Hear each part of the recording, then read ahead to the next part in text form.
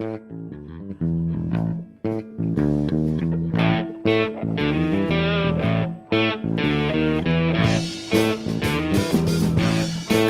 now from Studio B in conservative Livingston County, Michigan, coming to you from the Man Cave.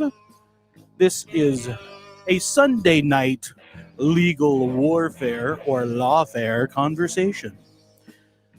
I'm your ever-present earwig, the real Tim Allen, sitting in. Tonight, our special guests, Lucas Gerhard, our accused patriot, and Mark Gerhard, Lucas's Faja. This is My Brain. And now, the man who has the plan, who herds the cats, and has it all but doesn't know where it's put, Jeremy Scott Gibbs. Welcome to the show tonight, everybody. It's a Sunday night lawfare conversation. I'm blessed to be with Lucas and Mark Gerhards, the Gerhard men. I heard there's a couple other, at least one other brother. Maybe? I have a brother, yes. But Lucas, you are the accused patriot, and Mark, you're the Faja, said accused patriot. I want to dive right into the case and everything that happened with you. It's made nationwide headlines. I got some good press from a lot of good people that were connected with. Obviously, I know you through Shane Trejo, and then Shane connected with you. Some people, Gateway Pundit, picked up some stuff with Jim Hoff and Patty working over there and brought that to the attention. Before we dive fully into the case, and I want to get into all of that idea, start from finish, and really dig into that. I want to get into some of the background, family life. I want to get into some of your dad's takes on that, because he was one of your biggest advocates in there. We had a great conversation during dinner tonight, and so I want to flesh out a lot of this for a lot of people, because I know that there isn't always a. Sometimes when you go on, I know you've went on a couple different interviews. A lot of times interviews tend to be short form. Mm-hmm. And you're quick in, quick out, and you don't get the full story. And I want to flesh out the humanity and the toll that this type of thing takes on you, because you can count the money, you can count the days, of being away from family and having to deal with trials and that lawfare. But where's the heart and how you overcome that? Because there's a lot of people that are facing it that aren't getting the national headlines, and so I want to tap into that. Before we do that, let's give our disclaimer tonight. Tim, are you ready with the disclaimer, my friend? Yes, give me that wall feed. Yes, if my feed me that wall feed. Trackball. Welcome, everyone. This is My Brain. Notice this podcast is mostly raw. Like, Tuesday I say stuff about being raw. I'm going to not say that. Refrain. On Sunday. I'll refrain on Sunday. It is unfiltered and completely politically incorrect. We say Merry Christmas from Christ. And the Pledge of Allegiance, especially the part about the one nation under God. We thank our troops, and I understand there is Simplify. Hoorah. Thank you, Mark. Marine at the table. Thank you very much for your service. We only recognize two genders. As adults, we enjoy adult beverages. Cheers. Cheers, brother. Clinky clink. Yeah. Yep. Oh, Luke's getting here with his water. Oh, okay. Clink. Tap, yes. Slip, slip. Yep.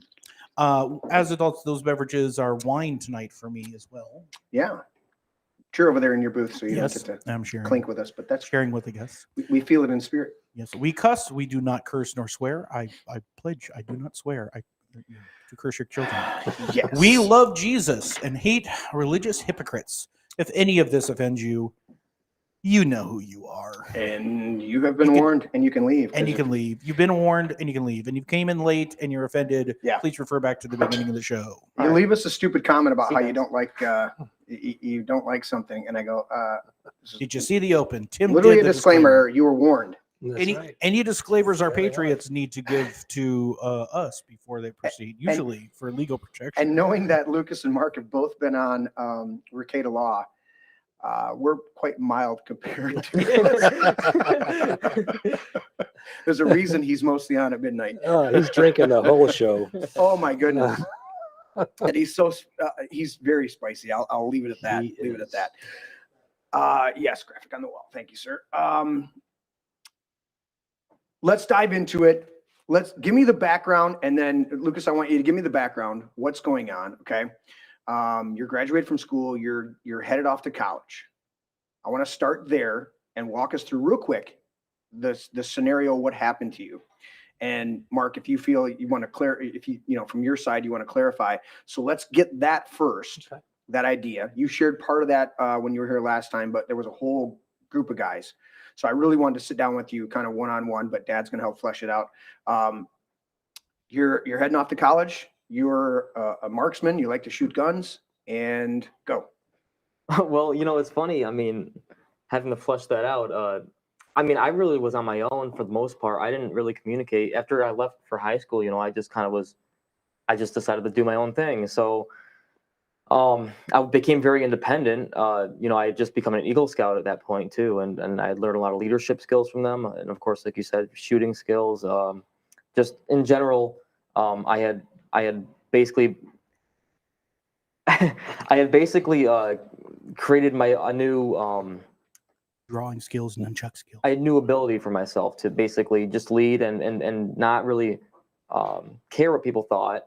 So when I started college, I just was my own person, and I had my beliefs, and I supported our president, and I was openly conservative. Mhm. So I mean, and I was not an activist, I really wasn't. But you were independent. I was Strong independence. well, I wasn't. I was at the time. I was a conservative, but I was independent, as in. Like, I mean, was, personally yes, independent, yes. not a declared party Right. dynamic. And so I never went out of my way to kind of make my opinion known. Mhm. However, if I was confronted on it or asked my opinion, I would definitely say it. I never hid it. And that's actually the best way to do it. Yeah. I'm not going to force anything, but if you ask me, I'll tell you.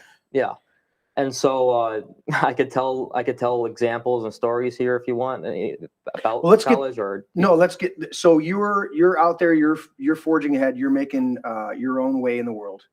And what were you going to college for? Let's start there. Criminal justice law enforcement. Okay.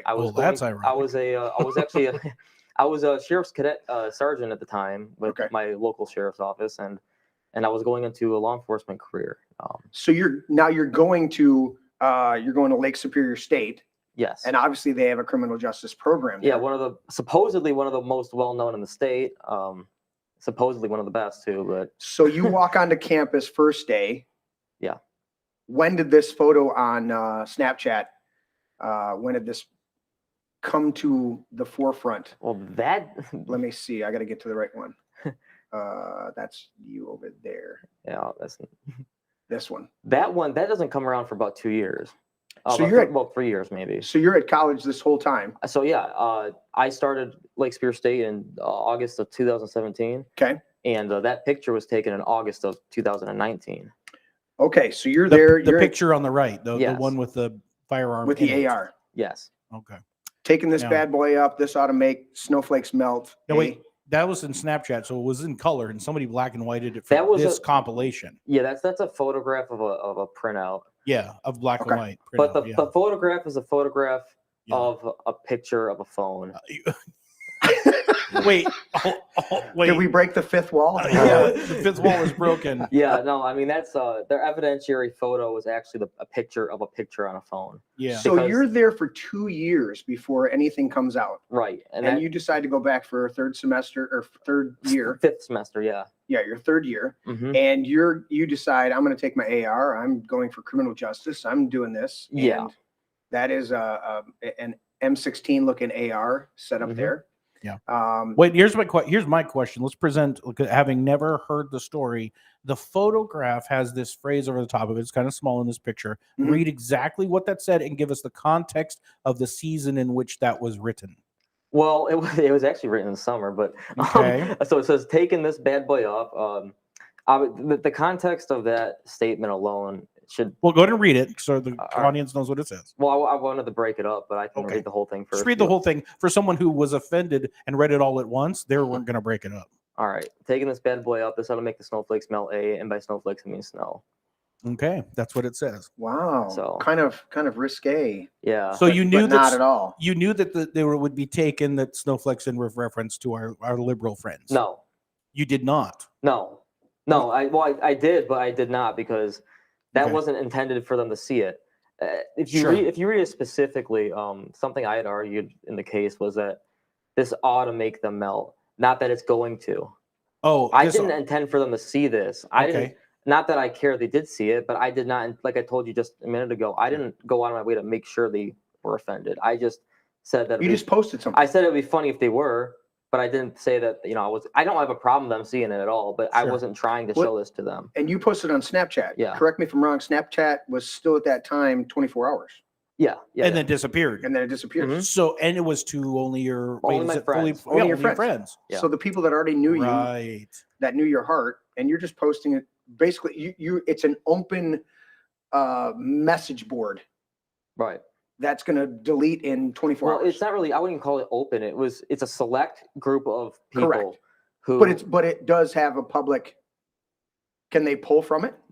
No. No. It's No, to you- their it's only only to your friends. friends. list. Only people who you say can see that could see that. So Yeah. somebody had to. That's why it was a picture of a phone. Right. And Had- if they take a snap or a screenshot of that It notifies post, them. it'll notify the sender that, Yeah. that Yeah. person's taking a screenshot of it. Yeah. So what did it end up being? One of your friends? How did this come out? Had to have been. Well, I could continue. I just want to ask you really quick. Do you want to go into what happened before this? Because there was a lot of shit that happened at the school that caused this to happen in the first place. Yes. Tell us about the finish. Okay. Mean all right. Girls. I want to How hear did about this- the Mean Girls. Yeah. How did this come out? And then we'll go back to that. Okay. Well. Okay. So. If it's only to your friends, it's not Snapchat. It's going to disappear in 24 Yeah. hours. So what happened was, it's really hard to even explain without getting into their detail. Essentially, somebody else who I had permission to see that Mhm. had somebody who was blocked, in other words, prohibited from seeing that, Mhm. take a picture of that picture. Oh. So the picture is of the person who I blocked. She took the picture and then reported it Right. as if she was threatened, even though I specifically prohibited her from seeing it. So you block this particular person, Yes. and then they somehow get it around. Her friend was still my friend on the platform. I hadn't identified her friend as a spy yet. Right. Ah, Yeah, there's a lot of Some espionage treachery. going on in this. Right. But Okay. the whole thing was a big conspiracy. It really was, and the right, prosecutor got on my ass about that. So let's dive into that. Let's go back and lead us up to this, because this picture to Yeah. me is innocuous. You're We go back. kind of an inside joke. You're kind of messing Yeah. around a little bit. It's not a. Well, It's I can explain the joke too if you want right now. Sure. Absolutely. Yes, please. All right, so like I was saying, even just the wording itself should have given my friends context that this was a joke. I don't talk like that. I don't use Mhm. slang very much. I don't think I've ever used bad boy in any other term in my entire life. In fact, the word snowflake itself, I know I had only ever referenced that word one other time in my whole life. Mhm. So anyway, the wording it should have been the clue, and then also this ought to make the snowflakes melt. That was referring to people who were sensitive. Okay. I mean, obviously, it was a political. It was 2019. Trump, invented that term, around I mean, that you time. do That's realize you're not allowed to make fun of leftist retards. No, Yeah, right? no. you're right. Yeah. Okay. I I'm just know. making sure you know that now. Yeah. They're too sensitive to handle memes. Libtards. Yeah. It's libtards like Yeah, you that I- ruin this country. I have that one. Hit Where is it. Hit it. Wait. Oh shoot, where is it at? I don't know. Your button's not working. Oh no, it's just Okay, I don't have time for this. Continue. And Lucas. then I said, and it'll I jump mean, in randomly. oh, and then I said A, and that was a nudge at the Canadians because it's in the UP. And Oh, then here I it is. said- It's libtards like you that are screwing up our country. That's the one. Anyway, yeah, so you're poking fun at the leftist snowflakes. And You're then- poking fun at the Canadians. and then the snowflakes as in snow. I literally meant it as snow. Right. And then they tried arguing, well, you posted that in August. There's no snow in August. Yeah, no shit. There's no snow in August. But I'm not gonna take the rifle up there and then leave and then take it back immediately after. It's gonna snow. I meant that literally. Like Yeah, you're in the UP. Yeah. It's gonna snow. right. Yeah. So The rest and they were gonna. Well, melt. and It's just a point of clarity on this too. So I want to say woman, but she's a biological woman. but Don't she's- misgender. Don't misgender. Oh, she's, yeah. she's just okay. a fat cunt. The Are they- the are they- person. Oh, man, So there was a they. She's a she person- beast. She's a she beast. So So the she beast who Sure. reported this wasn't, of course, she was blocked specifically by Lucas, and you can get into that. Mhm. Yeah. his friends group, the people that were actually seeing this, no one reported it, and there were Oh yeah. I had a Chippewa County deputy on my Yeah. friends list who didn't seem to give a shit. no problem with it. Yeah. So you got law enforcement the officers are law like, well, that's gotta enforcement go. didn't see it Right. Yeah. as a threat. So law enforcement doesn't see it as a threat. I and forgot then about a that. That's complaint. funny. Yeah. That's great. So Wow. her pronouns, she's an aggressive. Her picture's He, probably she? on Oh yeah, Google too. she's up there Yeah, somewhere. you Okay. could probably So find her. let's So her just throw this pronouns out are there. she and Throw their beast. names out. Okay. Yeah. Her name's Lauren Bonds, by the way, in case anybody was curious. And just to, Well, it's in the open record, correct? yeah, I Oh yeah, believe so, Lauren yeah. Bonds and Haley Schuster was the actual recipient Yeah, that so showed her. Just for my own clarification, because it's going around, Laura is a biological. Lauren. Lauren is a Yeah. biological female. I don't know. Apparently so. She's some fucking fat ass cunt. Yeah. I don't know. we Like, didn't have, We we might didn't have have to, any yeah. Tell us what you diagnostic Was that proof. in, was Really that in the think about public her. record? Was that in the Mhm. transcript of the courts? The The exact fucking phrase fat-ass you just used. cunt. I just want to Yeah. make sure. We've never had anything controversial come out I of the show, wish so I don't know. I if we should have wanna- brought the transcript of her testimony. Oh wow. So there was an incident later on down the line. Okay. Mhm. She was, and we can get into this too, but the preliminary hearing, that she was asked why she reported this, and she said, "Well, it was this big black gun, and I was scared, and I'd never seen anything like it before." Oh, Really? stop. And Really? when Yeah, the You're most, in the a- most you're in a- yeah. You're at a original, school with criminal typical justice looking- classes. I mean, look at the rifle itself. Look how generic it Yeah, looks. It's when- the most when generic.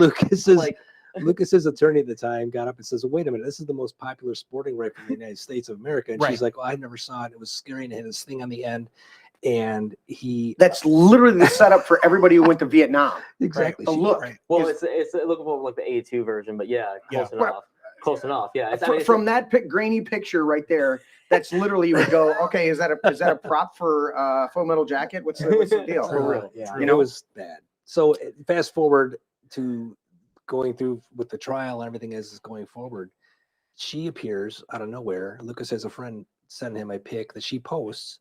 I don't know if it was on Instagram. yeah, or I on had my Snapchat, own little spy. but she's going holding on. a 12 gauge. Looks like a 12 gauge shotgun, and she's literally on campus because you can see Brady Hall, which is the dorms behind her. And really? acting like she's offended that And yeah, so a woman that was so afraid of guns, of weapons, was standing holding a shotgun with the caption, "Get Stay strapped or stay get strapped clapped. to get clapped." Yeah. Clapped. Yeah. So in other words, Are you kidding I me? could- No. Don't gloss let me- over that. let me- Don't let me- gloss over that. Let's say that No, again. I'm Hold not, on. I'm not glossing over it. I want to Yeah. explain the context more here. So I have a picture that they say that she claimed was a terroristic threat of a rifle in Oakland Township, Yeah. 300 freaking miles away from Sault Ste. Marie, Yeah. laying against a bunch of packs that they claim to be body armor, by the way. Right. Doesn't matter. And so it's just sitting there in a completely different jurisdiction with a joke caption about melting snow. She claims to be threatened, and then she goes ahead and grabs a shotgun, probably loaded, honestly, Mhm. stands on campus holding On campus. it, to with- pose for a picture. and she posts it on Instagram, a platform where that picture is permanent, not temporary. And she puts a caption that literally says that she's going to kill somebody if she What was the exact phrase again? stay strapped or get clapped. Yeah. Well, I mean, she's not threatening to kill somebody, but she's threatening to say like there is violence in her statement. Yeah. Which Basically- and it's amazing too that is that 5.56? Yes. Okay, so you're doing a picture of an AR with 5.56, and she's holding a 12 gauge. Mhm. I would pick the 5.56 because the kick recoil and all that other stuff is far less. Well, her center of you were mass profile. probably Just the probably ties her hypocrisy to the of it center of is- Earth. She's like Oh, You're saying right. she's more her of a feet is shotgun gal. planted into the concrete Sure, when she sure. fires that thing. It's like, Sure. That The makes funny sense. part was Ricada. So Ricada picks up on this, Mhm. and he puts it on his show, and he's Yeah. got a bazillion people watching. Of him. course. And the comments. I mean, she's a big girl. I mean, she's And not a Ricada young, is limp- known- Oh, he just Literally, based- his fans. He's a He merciful host. basted What are it. you talking Oh about? my He's one of the God. most gracious. dude. Forget. Never mind. Ricada's fans pay for him to fat shame them. Nick is Literally. a master at that, and that he was just. It was That's so why I fun. never at my 325 pounds I never chime in. Yeah, Oh, he's merciless. I love him. So this chick who's whacked out, right, for whatever reason, waiting to be offended, a complete hypocrite because obviously holding a gun. A trigger case waiting to happen. Quite triggered by your displaying your Pun trigger. intended.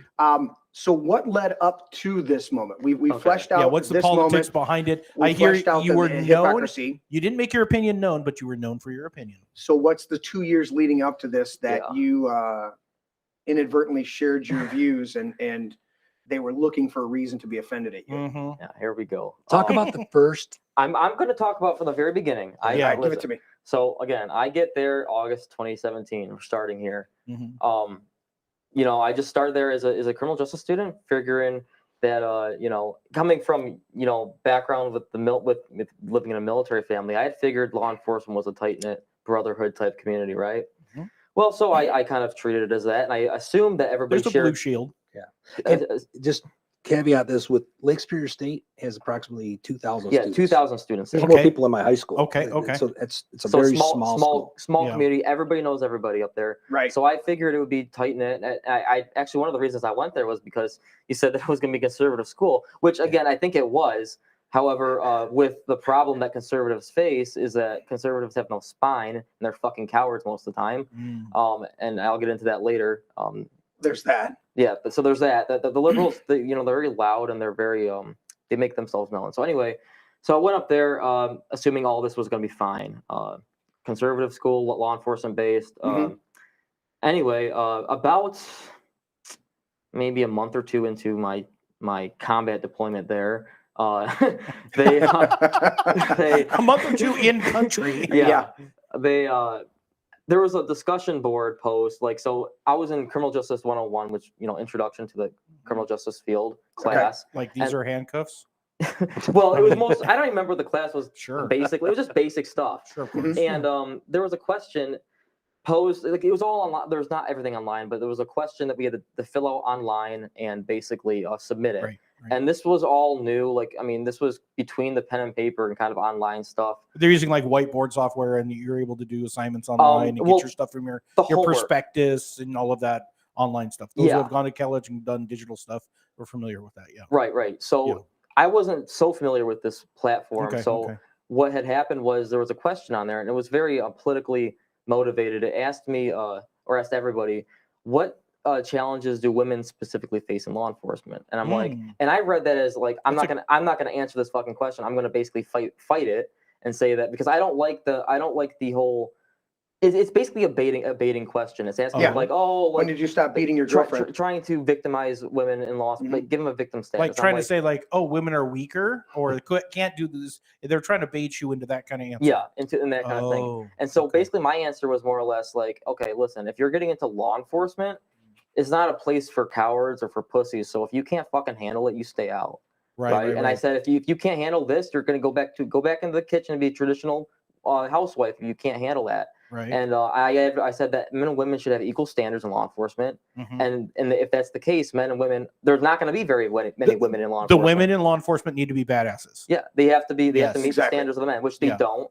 And, Yeah. and we If see you that. lower the standard, Yeah. you put them at risk. Right. And we still see a lot of that today, actually. There's a lot of Actually, I a know lot some. of problems today. I watch videos all the time of. Did you watch the girls in, what was it, South America? They were supposedly the SWAT team, all women SWAT Yes. team, and they Yeah. couldn't get past Yeah. the first Yeah. obstacle. Well, my views have advanced now. I don't think these should be in at all. But Wow. not now. That's what I believe now. But at the time, We're following that good chauvinistic pathway. I well, appreciate good. that. Well, here's a pattern with this whole thing. Every single view I held before has been accelerated. So everything I say, Yeah. I will say that I was this and I was that. Right. I am no longer those things. I'm past that. I'm further. They didn't stomp it out. They just made me like go further. Right. Reinforce it. Yeah, they Right. reinforced, just like how Eric Malator and the Knowles had said. They basically just took everything they thought and it's like, oh, we need to double down. Right. You that's- proved to us that we were on the right trajectory Right. to stand up against these things. Right. And so basically, I made that post and just thinking like it would just go to my professor. Sort of like how most of the stuff is. I didn't think that people would see it. And I don't care that they did, but it's what happened. So, You were being honest in your opinion, but you didn't expect it to be broadcast. so what ended up happening was this was actually a public discussion in the classroom, so everybody in the class could see it. Could see all the answers. But right. you had to go to extraordinary amount of length to actually see it. So you had to go back into. First of all, it was the first week of class. Basically, you had to know that this was even viewable. Right. I didn't know it was viewable, so somebody had to find that out. Then they had to go into it. dig through all the paragraphs of people's responses, Right. find mine specifically. And what they did at that point was they took a screenshot of it, they posted it to Snapchats. There's what's like a story thing for a location. So each school you can have like public stories for the location. So anybody who goes there could see it. So whoever posted that to Lake Superior State Story. Next thing I know, I'm just playing video games in my room or something, and I get a knock on my door. Lucas, hey, what did you do? I'm like, what do you mean? It's like, what you did? You just like pissed off the whole campus. The guys in my hall were like, they're like, dude, you just like pissed off everybody at Lake State. I'm like, what are you talking about? I'm just like sitting there in my pajamas, like, I didn't understand. So they had like started a hashtag fuck Lucas G, and they had like the whole there's like freaking like 50 responses of people like I don't know, there's like death threats and all kinds of shit on there. At this point, how long are you in campus? This was like a month or two. Into your freshman year. It's the syllabus opening questionnaire to a 101 course in what's called Whiteboard, which is a software that if you take a survey questionnaire for a class, it gets posted, like you said, in paragraphs where you can see everyone else's answer and compare it to your own answer. So in knowing how to use that software, somebody then screenshots that, puts it out to everyone on campus, and now you're public. So you're labeled within number one. You're labeled within a month and a half, in 2 2 months. months. And again, like he said, it was 2,000 people there. So it's not like where I go now, where there's like 20,000 people, or like MSU or something. Yeah. There's everybody knew. It was like a high school. Everybody knew everybody. Clicky. Right. So yeah. And to add some context to this, Lucas, what he just described his post as, he was a little more eloquent back then. Correct. I wanted to clarify that. Yeah, he basically said, from what I recall, basically, I don't have a problem with females in law enforcement, but I don't think they should lower standards to get more females in law enforcement. I don't know. I mean, I think it's probably a mix between what you and me said. I have a screenshot of it. I can send it. But it was a mild. But it was milder than the way you're mainstream. You're describing it in retrospect, saying "fuck that." What I meant every word. Yeah. But you were not doing it in a vitriol way, trying to stir up things. You were simply expressing your opinion as per the class requirement. This questionnaire is being presented to you, and you're like, okay, well, this is my opinion. I don't have a problem with a woman being involved in law enforcement whatsoever, but if you're going to lower the standards, you put everybody's life at risk, including the women that are coming in.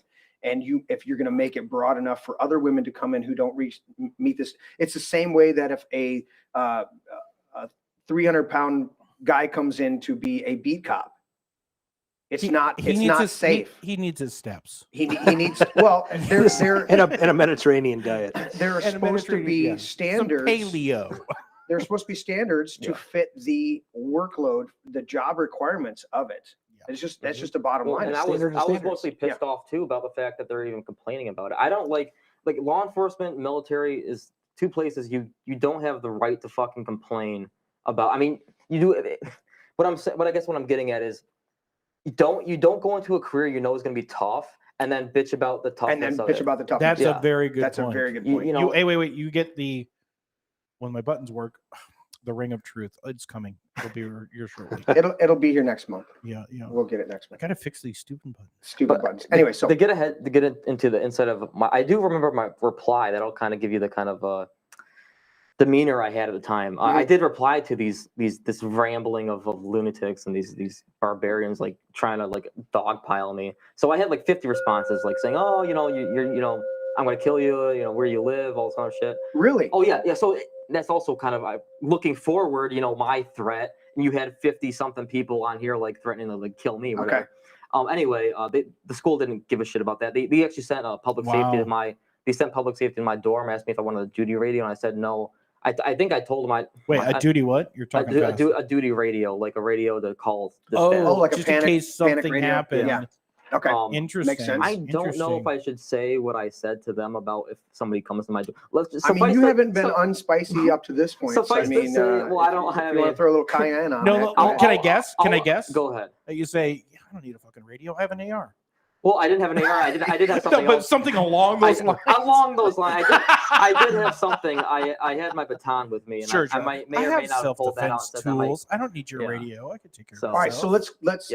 So this sets up the whole dynamic. Okay. Well, no. Yes. I mean, is there more? Well, yes. There's more. I just wanted to. I want to say my response to all that too. I said that to the backlash. I said that the hate, the backlash didn't bother me, but I said that if you can't take this kind of opinion, then I said law enforcement faces criticism every day, and your opinions don't bother me. That's pretty much what I said. Okay. That's good. And then I moved on, and the next day I went to class. I went to the big lecture size class very next day. I didn't give a shit. Yeah. I didn't hide in my room or anything. But this set the tone from here on out Yes. for the rest of it.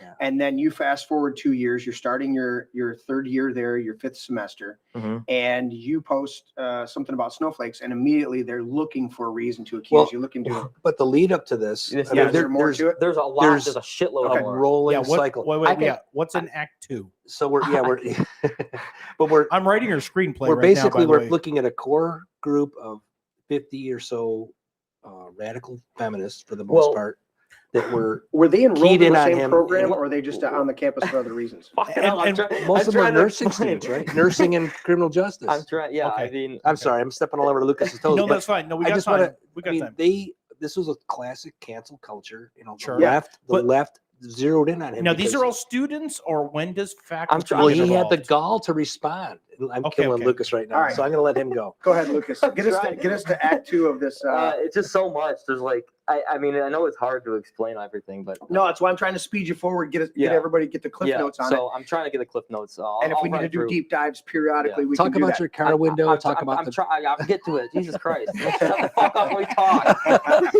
right, I'm out. Hey, I'm gonna go get another drink. No, Hey, don't all talk right, to your I'm father gonna that give- way. I'm just gonna hit each point. All right, let's and hit each point. Each event. Let's So, shotgun it. There is so many events that happen. So, and I'm not going to go in order because I don't remember what order they happened in. Okay. Suffice to say that each time there was be a political event, Mhm. I would say something on. So, after I had just gone to Lake State, I had added a bunch of people on my friends list at Lake Superior State, and ever since I did that, I had to repeatedly weed them out of my friends list because those people were all spies essentially. Almost wow. every single one of them. Okay. I had good friends there, but I didn't want to unjustly remove people from my friend group if I didn't actually have evidence that they were my enemies. Right. So anyway, so these things, I would say things, and they would basically be taken purposely out of context. The police would be sent to my door. They would call 911. I had campus security at my room probably a couple dozen times. The city police came to my door probably a dozen times. And they talked to me about things. In this 2 years leading up to in these 2 years, yes. Yeah. And each time, obviously, I wasn't arrested, so I did nothing wrong. And I can't remember specific examples, but essentially what would happen would be they would come to talk to me. They would realize this is ridiculously stupid, so they'd leave. Mhm. And then it would continue. But there were a couple key events I want to mention. In my freshman year. This was in the very beginning. I think this might have been like part two, if you're alluding to that. Yeah. I had a professor there who was somewhat liberal, and she was my advisor, and but I was always very honest with her, and she was always very honest with me back. So she was a very big help to me because after freshman seminar one time, she said, "Hey, Mr. Gerhard, can I talk to you after class?" I'm like, "Yeah, sure." And I swear to God, this is her words, not mine. I'll never forget them. She said that there was a secret council being formed against me and decided what to do about me. And it was made up of students and faculty. That is what she said. So Wow. she said that there was already a meeting that my professors I had stood up for me in the meeting.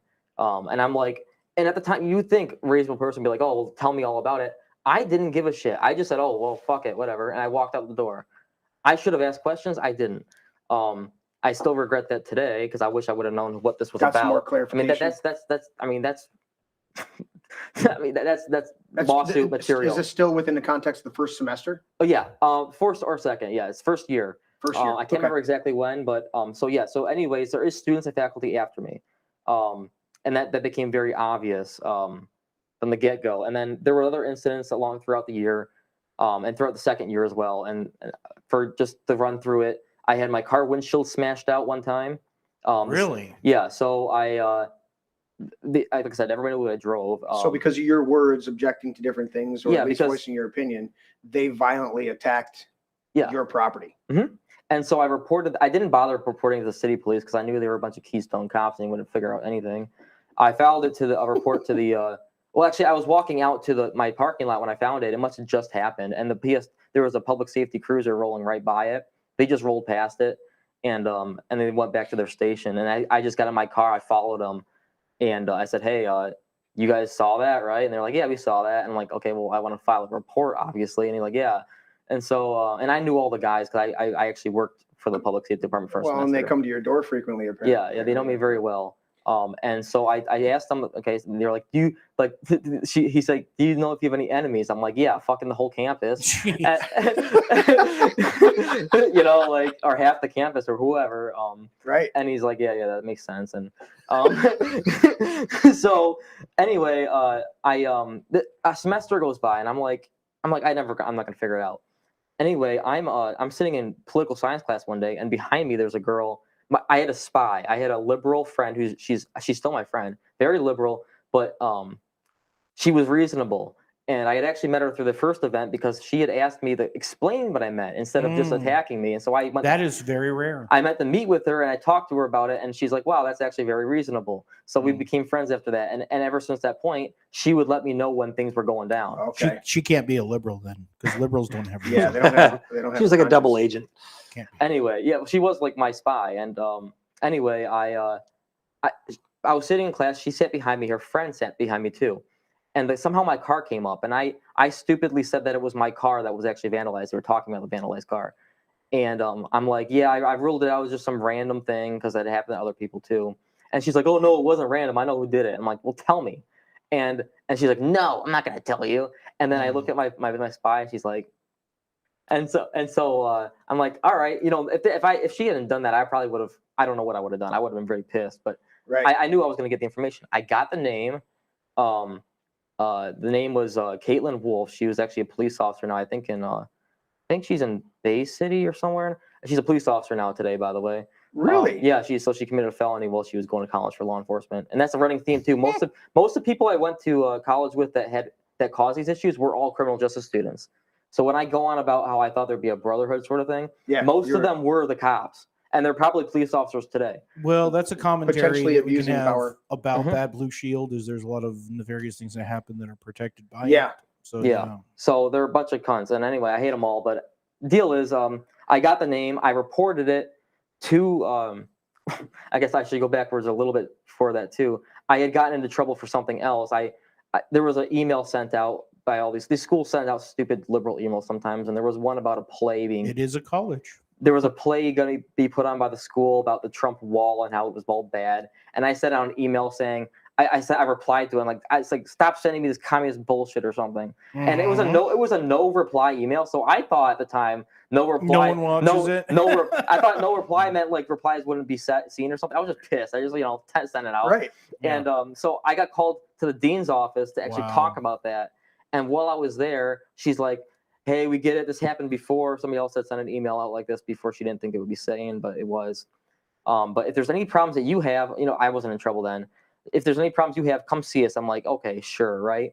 Well, this was the one time I actually did decide to go to them. I'm like, "Okay, I got the name. When your windshield was Yeah. smashed, yeah. I got the name. I know who did it. I want you to investigate." So I went to them. I gave them the two names. I gave them the name of my contact, my spy, and the name of the person who did it. And so, again, the person who I gave them to talk to initially for my contact, that was the only name they were basically going to have to talk to at first. And I communicated with the dean's office for like 2 weeks until spring break. And they had said that they were working on the case. And I had talked to my spy, and she said, "Nobody's talked to me." I'm like, I gave them one fucking name to talk to. Essentially, they weren't going to talk to the actual suspect. They were supposed to talk to the person who knew of the suspect. Confirm the name. Yeah. So I'm like, I gave you one person to talk to, and you didn't talk to them for 2 weeks. How are you What are you investigating? And then eventually, after like spring break happened, and then a week later, after spring break ended, so about a month and a half later, basically, they came back and said, "Well, we talked to the person, and they didn't want to say anything, so we give up." Wow. And a criminal justice. So two quick questions. How many friends did you have before you came to campus, or did you have none and you're meeting everybody? I didn't have anybody. So yeah, 2,000 people there. I didn't know anybody there. I had a group of friends initially, like the first week of class, I made a group of like a dozen people. Okay. So these are part of your, so what I'm establishing here is that the group of friends that you eventually have to weed out the spies from, they were all brand new people to you that you're establishing relationships with. So you're assuming Within that first 2 you're years. yeah. walking into a group of like-minded people who want to do the right in the criminal justice, and you're finding out, which is my second question, how much of the woke bullshit had infiltrated these type of campuses. You expected this to be one of these campuses that was still a very conservative, not right extremist, which I really don't think there's such a thing, but very right-leaning, conservative, law-abiding mentalities in there. And you find out that it's just wokeness. Well, like I said, I mean, now that I go to a different college now, and I see how bad it is today. It's not nearly as bad as it is now, but it was more subtle then. But it was, like I said earlier, with the conservatives being cowardly. It was more or less the fact that the conservatives did nothing. It exemplified the liberal bias. So the liberal bias was basically in effect by default because the conservatives did nothing. I had conservatives come up to me and say, we know who you are. We support what you say, but we can't publicly support you because it would make us look bad. Such cowardly bullshit. Yeah, that was the. I understand now why you said spineless. I was about to jump to the conservatives' defense, but by saying something like they have convictions, but not the spine to execute. And you see it all the time. convictions. You see it all the time. Now I just hate it. And that was the moment I decided I'm like, I'm not a fucking conservative. I didn't want to call myself that anymore. I'm like, I'm not a conservative. I fight for my beliefs. Right. Actually stand up for it. I take action. Right. Yeah. So, exactly. I think that's why Lucas drew so much fire, is because he didn't back down. He didn't back down. He wasn't vindictive or antagonistic about anything. He defended his stance, and it drove them bananas because they've never confronted that on the campus environment. And by the way, if you're playing our drinking show for our firearm puns being triggered and takes fire, now you're on 2 shots. Easily on 2 shots. There's many. I wanted to make a comment about the multiple calls and how many times local law enforcement and use of 911 was used. At some point, was it ever brought up, or did you ever think on the fact that it's a misdemeanor for misusing the 911 system? But if they're calling for the potential of a combatant kind of threat on campus, and you get swatted, and they come in and they kill you, it is a felony for making a call. On you. And did that ever come up that they're misusing the 911 system? Oh, I mean, yeah, absolutely. I mean, it would, before we even got to the whole terrorism thing, because I had thought initially that it was retarded that they were even calling 911 in the first place. Yeah. If I saw a street fight, I wouldn't even call 911. I would just say, hey, break it up, go your separate ways. They called I was sitting in the lobby, and I was with I was a sheriff's cadet sergeant, and I basically was doing a presentation on law enforcement at one time. I was sitting in the lobby. I had a duffel bag and a plexiglass riot shield with me. I was going to use as props in my class as a presentation thing. And I was sitting in the lobby, and I waited for everybody to clear out of the main campus, and I walked out the campus. I couldn't see anybody. I made it to the building I was going to give this presentation in. By the time I got there, there was a public safety officer, and he was like looking around. And I'm like, that's weird. I go into class about 5 minutes later to give my presentation. And as I'm giving it, 2 Sault Ste. Marie police officers walk in. They're like, hey, we need to search you. And I'm like, what the fuck? Like, this is in the middle of his speech in a class. Yeah. And so, on law enforcement. Yeah. Law enforcement. So they're like looking in my bags with flashlights and stuff. And I'm like, what the hell is this about? And they're like, and it turns out it was a suspicious activity report. I'm like, you called police for somebody? I literally made sure, because at this point, I mean, this was you already know the spotlight's on you. I already knew all this was happening. So I negated the fact that anybody would see me, because as ridiculous as it sounds, carrying a bag and a plexiglass shield, and even I knew that would probably offend somebody. So I was like, oh, they're better. I didn't see anybody. So the one person that probably saw me, this whole freaking campus was like, oh, we got to call 911 now. But on a campus, this is ludicrous to me, on a campus where there is a law enforcement curriculum. It's like here's what I'm thinking. Remember the scene in Aladdin where the monkey has a sword and we all have swords? the whole concept of if you were in a police academy and somebody called you for having a gun, he's got a gun. We all have guns. It's like there's a curriculum here that teaches material on the use of these materials. It's ludicrous. And you're already, would you say you were a sheriff? A cadet sergeant. Cadet Yeah, sergeant. Yeah. Well, I did the job of lieutenant, to be honest with you. I was in charge of 30 cadets. Oh my gosh. So I was the only sergeant in the unit. Now you still were not allowed to carry firearms on campus? on the No, campus. no firearms on campus. No, Yeah. no. Okay. You could bring them. You could bring them on the campus, but you could not carry them. I think he's talking about a cadet. Yeah. Because But- if you're a cadet, Yeah. you know. I wanted to say too, though, the reason that I was called on for that was definitely because it was me. Like they knew. Absolutely, Yeah. you're a Right. target. Once you Right. got a target If on somebody you, else had done that, it would have been fine. It's like Yeah. Gladys Kravitz looking out of the window, Right. he's leaving. Get the call. Yeah. It was a I was mild thinking, form of swatting. Roz. Always watching Wazowski. I'm always watching. Yeah. So that had happened, and there were so many other. So you've got a ton of bullshit just piling up, and they're stacking the deck against you. We come to this photograph of you just putting. And so give the real quick context. This is in a locker away from campus. Well, okay, the picture was actually taken at home. So the night before he left for Let me give school. the timeline of the picture. All right, give me the timeline, and then I want to move Yeah. in to some other Because it's kind of dynamics. confusing. So I'll try and explain it. Because again, it's confusing to me at the time because I did not understand the what's the word for it? I didn't understand the significance of this picture when I took it. Because looks like potentially a basement fireplace. Yeah, no, at that's your my house. living room. Oh, it's the So- living room. So living room fireplace. I live 300 miles away from Lake Spear State. Yep. Okay. And I took this in my living room, again, 300 miles away. Okay. I was bored as shit. I was like, I didn't know what else to do. I was walking around my house. That's my packs full of my stuff to go to college. Mhm. And which again, they had said that those tactical packs, they said that was body armor, even though they should have known better. And they did because they searched them later. So they should know that these weren't flak vests or anything. Anyways, I was bored as shit. This was about a day before I was supposed to go up. Mhm. I was going to go up that night, but then you pointed out, Dad, that the housing office wouldn't be open. I would just be stuck there. So I'm like, oh, shit, I'm just going to wait. So I ended up taking the picture. It goes away after 24 hours, right? Okay. Nothing was said. Actually, there were a couple things said now that I think about it. Two of my friends, my best friend and somebody else had said, hey, basically, look out. Like, I know this isn't a threat or anything scary, but somebody could take it that way. I'm like, oh, I guess you're kind of right. So I didn't think it was a threat anyway, but I knew that it could be taken because people are idiots. Right. So I posted a disclaimer. There's a picture out there that you probably can't find because the prosecution tried suppressing it.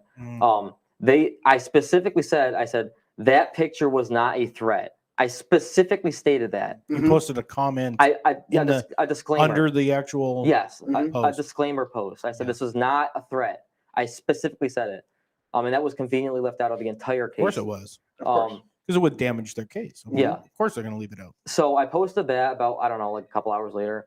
Okay. And then I just kind of like, went about my day. And then I went up probably like a day after that was posted. By the time that I had actually gotten up to school, the picture was like gone, right? Sure. So what I got up there, the first thing I did was I turned in my rifle. I went to the armory. I turned the rifle into the public safety office. And right when I got there, I was texting him the whole time. I was like, this is really suspicious, And I guess I hadn't done a good job of telling him or anybody else what was actually going on at Lake State. Yeah. So I kind of just sounded like some paranoid nutcase, I guess, because I was always saying, oh, they're after me. There was a conspiracy, but I didn't explain it to anybody else. I didn't Right. care. Well, you said you brushed it off. Yeah, I brushed off. And so I was saying, like, they're acting really weird because I brought it into the office. There was an auxiliary officer working there. And I said, hey, I'm turning this rifle in. And as soon as she was supposed to check me in. And then the freaking chief comes down and he's like, no, I'll handle this. Like, step aside. I'll handle this. I'm like, that was fucking weird. Because I worked for him for a semester. I knew the procedure. And that was weird. And so I was like, all right. So we go around through the double locked doors. I go to the basement. Yeah. And he's like, okay, where's the serial number? I just got the damn thing. I didn't know where the serial number was. And I'm like looking around. He's like, don't you know where the serial number is? And I'm like, no, I don't fucking know. And I was like, is this it right here? He's like, no, that's not it. You're trying to like do stuff. And I'm like, no, I don't know which one it is. And there's a bunch of stuff written all over the damn So this thing. was the first AR that you had. Yeah, this was the first one I ever bought. You must have turned 21. No, I was 20 for 1 week. 20 was Yeah. the age of being able to I think it's 18. Oh, is it 18? 18 for long guns. It's 18 Yeah. for long guns. So Okay. I had It's 21 for pistols. I had Yes. just turned Yeah. 20. I was Okay. 20 for about 1 week when this Yeah. happened. So I think one thing important, because folks watching your show might not understand Lake Superior the State significance allows- of Lake Superior Yeah. State's So that's what I was going to clarify. uniqueness. Yeah, Lake Superior State allows firearms. Yes. So do they have a range Oh, yeah, they do. on campus and everything like that? Yeah, Do they I- encourage you to bring your own firearms to be comfortable with shooting? Well, so the range is for law enforcement cadets and stuff. The Correct. purpose of the armory is for people who go hunting and want to go take out somewhere around town. You can. The thing is, people up there's a lot of people who use guns up there. So I was telling you where I was taking it. He took me to the basement. It's a room with like 50 lockers, and there's so many freaking guns down here. They don't even have them all secured. Mhm. The lockers were all taken up. Some people have their guns just sitting out down there because there's too many guns. So they didn't have enough proper space to storage the guns. So they're unsecured down there. That is honestly the only thing that makes sense about your entire story. Mhm. that school, all the wokeness and all the other bullshit doesn't make any sense. The fact that the armory is so overstocked It's with a weapons. gun culture. I mean, I went to Michigan State. We went out and drank and tipped over cows if we got really crazy. Yeah. We go out and shoot. Yeah. Everybody, it was a surreal experience in today's world. Yeah. Going on a campus visit and watching students walking around with broken down shotguns, gun cases, bows, crossbows, black powder. They're just rifles. walking on campus doing Walking on campus. It's an honor system. There's a game room underneath my dorms building. There's a game room where you skin and It's a full up stainless steel. So what was your Very intention nice. of bringing your AR up there? Was it to hunt or just practice shoot I actually- or a yeah. lot of things? I intended to get a hunting license my first day there actually, but that didn't work out. That didn't obviously. pan out. No, it didn't. I'm a target shooter. Paper target shooter, I should clarify. He was doing ride-alongs with the conservation officer. Yeah, I was doing ride-alongs with the DNR up there. But So you're there that day, you're checking in your Yeah, so I'm firearm. checking it in, The and he's- big dick swings Yeah. in and Well, decides to check you in. that wasn't even the only thing. Again, 2,000 students go here. Mhm. That year, we were getting we had just all the buildings were just unlocked buildings at the time, but they were upping their security for some reason. Oh, and actually, not to mention that too. When I got there was no police there. I mean, in retrospect, that was kind of strange considering that the fact they had thought that I was a terrorist supposedly. They had a report. So they had reported that I almost come to campus.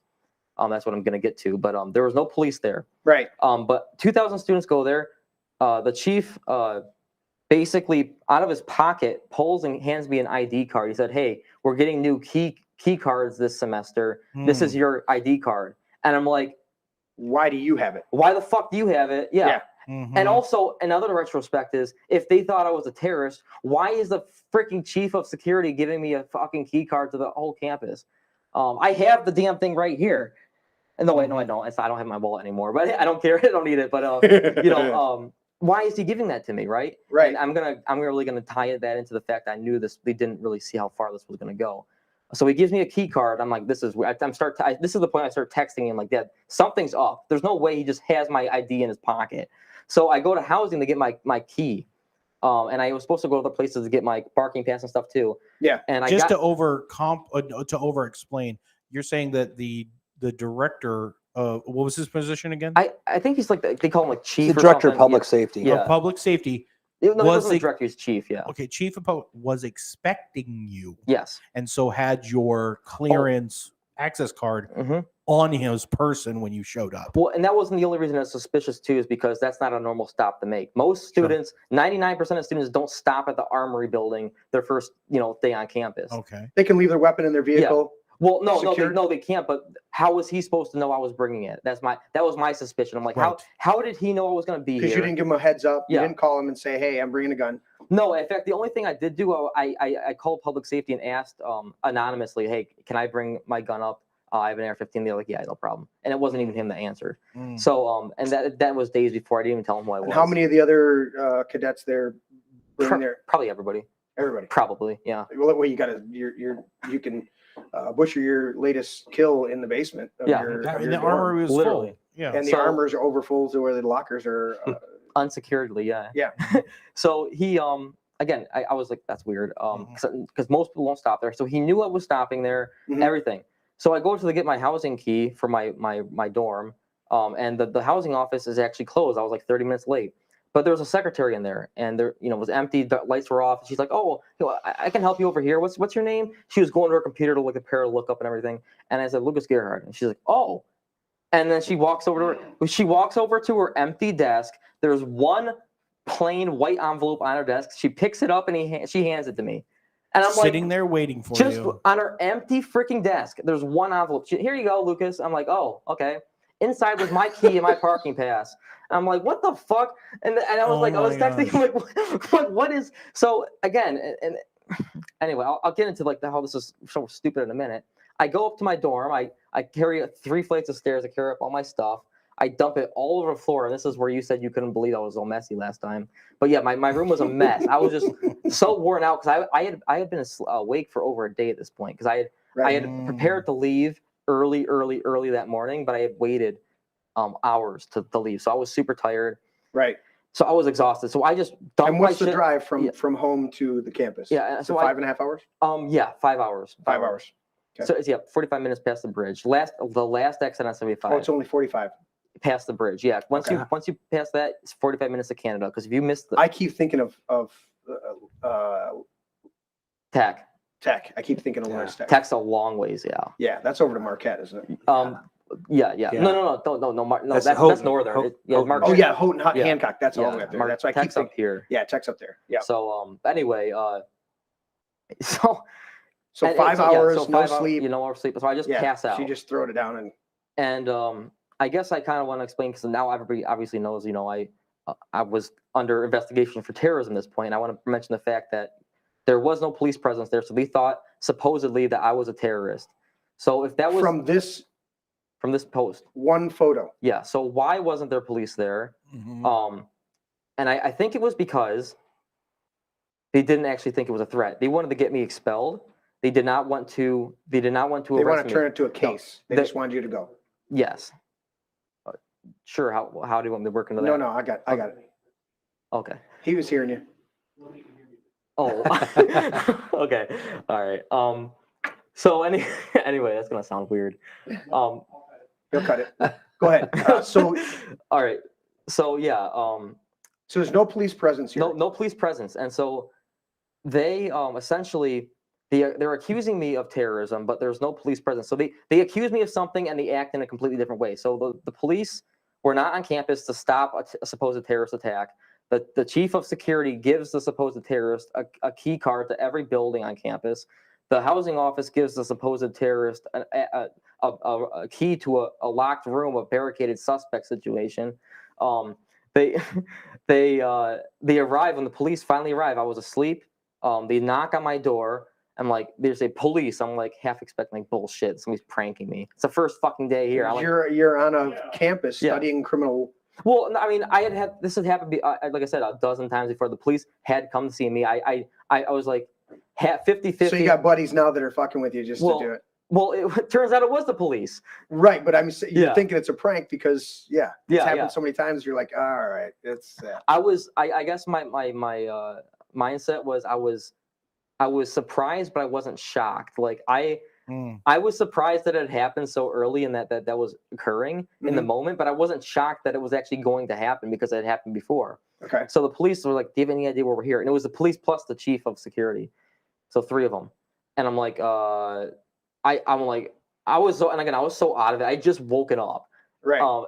And so again, this is the first day of your 3rd year. Yes, the first day of my 3rd year. Got it. And I was just like, what the hell? So I'm like, is there something about my gun? Because I saw the security guy there. Sure. And I'm like, and he's like, yeah. And he's like, do you recognize this? And he shows me a piece of paper with my gun on it. I'm like, oh, shit. The post. post. Yeah. Photo. He shows me that piece of paper right there. Yeah. Mhm. I'm like, all right. And so, and what I had learned about talking to the police, and again, you shouldn't talk to the police, and I don't recommend anybody ever do it. Nope. But I had done it because I trusted them to be reasonable to somebody who was supposedly going into their field. So, and again, it's hard to, looking at it from an outside perspective, you think, oh, you can explain things away. You really can't. Nope. There's no point to explain anything away. Because at the end of the day, anything you say will be used against you. Not that it can, it will be. It's the whole point of Miranda being passed into law. And I was never Mirandized either, but you know, you don't even. Oh. You don't have to be technically, you don't have to be, but Yeah, it's It's still in effect whether they say it or not. Well, they claimed he wasn't being detained. Either. No, They had exactly. a cop Not standing in the until- door, Mhm. had him in a chair yeah, with so another one ultimately the standing over. setup. Yeah, like you're saying, the cop. So I'm like, fine, come in. So Chamberlain, his name is Chamberlain. He now I think he's a deputy with Chippewa County Reserves or something. He stood in the doorway of my dorm. So in other words, here's the other thing too. When they asked me if they could come in, I know my rights. I thought I did more than I did at the time, but I did not know I could deny them access because it was a dorm. Yep. And technically you can, and I know Yes. that I do know that now. It's your But personal residence. Yeah. yes, exactly. But I thought as just a student, I thought that it would look bad. I thought that Nope. they would say, oh well, you can't deny us entry. We're going to come in anyways. Yeah. But since it was a public, since it was a campus property, technically, I was like, oh shit, all right, whatever, come in. Mhm. Yeah. Well, it's something you had told me before too, Lucas. After it happened, was like you thought, after all these times of people calling in and harassing him by calling, either the sheriff's or the Sault Ste. Marie police or the public defender, public safety, that you thought it was going to be another one, another one of these deals where And you're assuming these people should know by now that yeah. this is bullshit. what kind of kabuki dance we have to do now and figure just to get this over with. Mm-hmm. That's kind of what you're Especially thinking. since they didn't follow up on your window being smashed. You're like, then why are you following up on a fucking picture? Yeah, and so I had learned through my talks, like I was saying, that I know how to handle them at this point. Usually what I would do is I would appease them. I would just say, yes, sir, I understand. Yes, I understand how this could be taken. And in hindsight, it's the stupidest thing I could have possibly done. I basically said that. Okay, question. I know not to cut you off. I'm sorry, but you understand what understand means. Yeah, like it's basically understand. I stand under your authority of your statement, regardless of my rights. Well, that's what that statement means to law enforcement. I was basically saying to them, this is why I said it was the worst thing I could possibly say. Sure. I was basically saying that I gave justification to their You admitted, yes, I see how that could be taken that way. Therefore, I am ex post facto guilty of what you're. That's pretty much what I said. Yeah. And so I was just saying that to appease them because that's usually what I did. Just to kind of, like, yes, sir, I understand. Yeah. Get out of here, basically, kind of thing. Yeah. And so I had done that again. And as I was doing that, I began slowly but surely to realize, like, this time was a bit different. Because what I had neglected to do, because, like I said, I was tired, I had turned my rifle in like I was supposed to. However, I failed to turn my bayonet in. The bayonet in the picture. That bayonet was in my room. And they had a huge... You kept a knife? Yeah, really. I know a guy with explosives in his room. So anyway, like you're on a campus with multiple weapons. Yeah, and so and this part pissed me off the most. When they were can we search the room? I'm like, yeah, sure, go ahead and search the room. And then they found the like he kept asking me, he was questioning me about my post, and then he was also saying, where's the weapons? And I'm like, I don't know, maybe there's some in here because I didn't know. And it was all dumped out everywhere. I'm like, there might be something over there. And it's actually kind of funny when you look at the statement by the police officer. He's like, every time asked, Gerhard presented a new weapon. So he asked me 4 or 5 times, and every time he asked me for a weapon, I gave him a new one. But we're talking like a pocket knife. Yeah. Oh, right, and, right. Things like that. Yeah. So I got a fork. And his baton. Well, because I was trying to determine what the fuck he thought was weapon and what wasn't a weapon. I had a BB pistol. I don't consider a BB pistol to be a weapon. So I was like, is that a weapon? He's like, oh yeah. And then, but what pissed me off the most was that the security officer, I had a handsaw, and he's like, well, now this I can understand, and he gave me a bat. I'm like, you fucking subjective piece of shit. You think you have the authority to dictate what is like a lethal weapon or not? Yeah, basically. I'm like, that's so. I'm glad he didn't take my saw, but it's basically he's saying that it's up to him to determine what's a weapon, and what's not a weapon. I got 10 fingers, 8 fingers and 2 thumbs. Yeah, they're all weapons. Like, and I had my bayonet, my bayonet, my baton, my BB pistol, a pocket knife. I think 2 pocket knives. And you had a strap cutter that I gave you. Yeah, strap cover. Which is like a tactical gift wrap cutter. It's to cut a strap if you're hung up. Like a tactical box cutter, which you couldn't possibly use as a weapon. I don't know how you could possibly. But they were looking at it. They were mystified by it. They're like, what is? Well, what is this thing? I didn't know what it was. I could see like a little blade inside there. And I didn't. Yeah. Okay, so they're searching me. They're questioning me. Yeah. And I got to the point where I was like, okay, I'm done with the appeasement level. I'm starting to get kind of like fucking Pissed annoyed. off. I'm getting fucking annoyed. Yeah, Yeah. yeah. And in the video, in the body camera, you see, I'm like putting my hand up to I'm trying not to be visibly, because I know they look for visual cues. I'm trying not to be visibly like fucking frustrated with these guys, but I'm like, okay. I asked them like, how is this a terroristic threat? And what the police officer tells me, he says to me, he's like, have you ever seen The Wizard of Oz? And I'm like, yes. And he says, He said, he says, I've got a story after this. But go ahead. yeah. He says, so he said, you seen The Wizard of Oz? I'm like, yeah. And he's like, well, what happens to the Wicked Witch? And I said, well, she gets a bucket of water on her and she melts.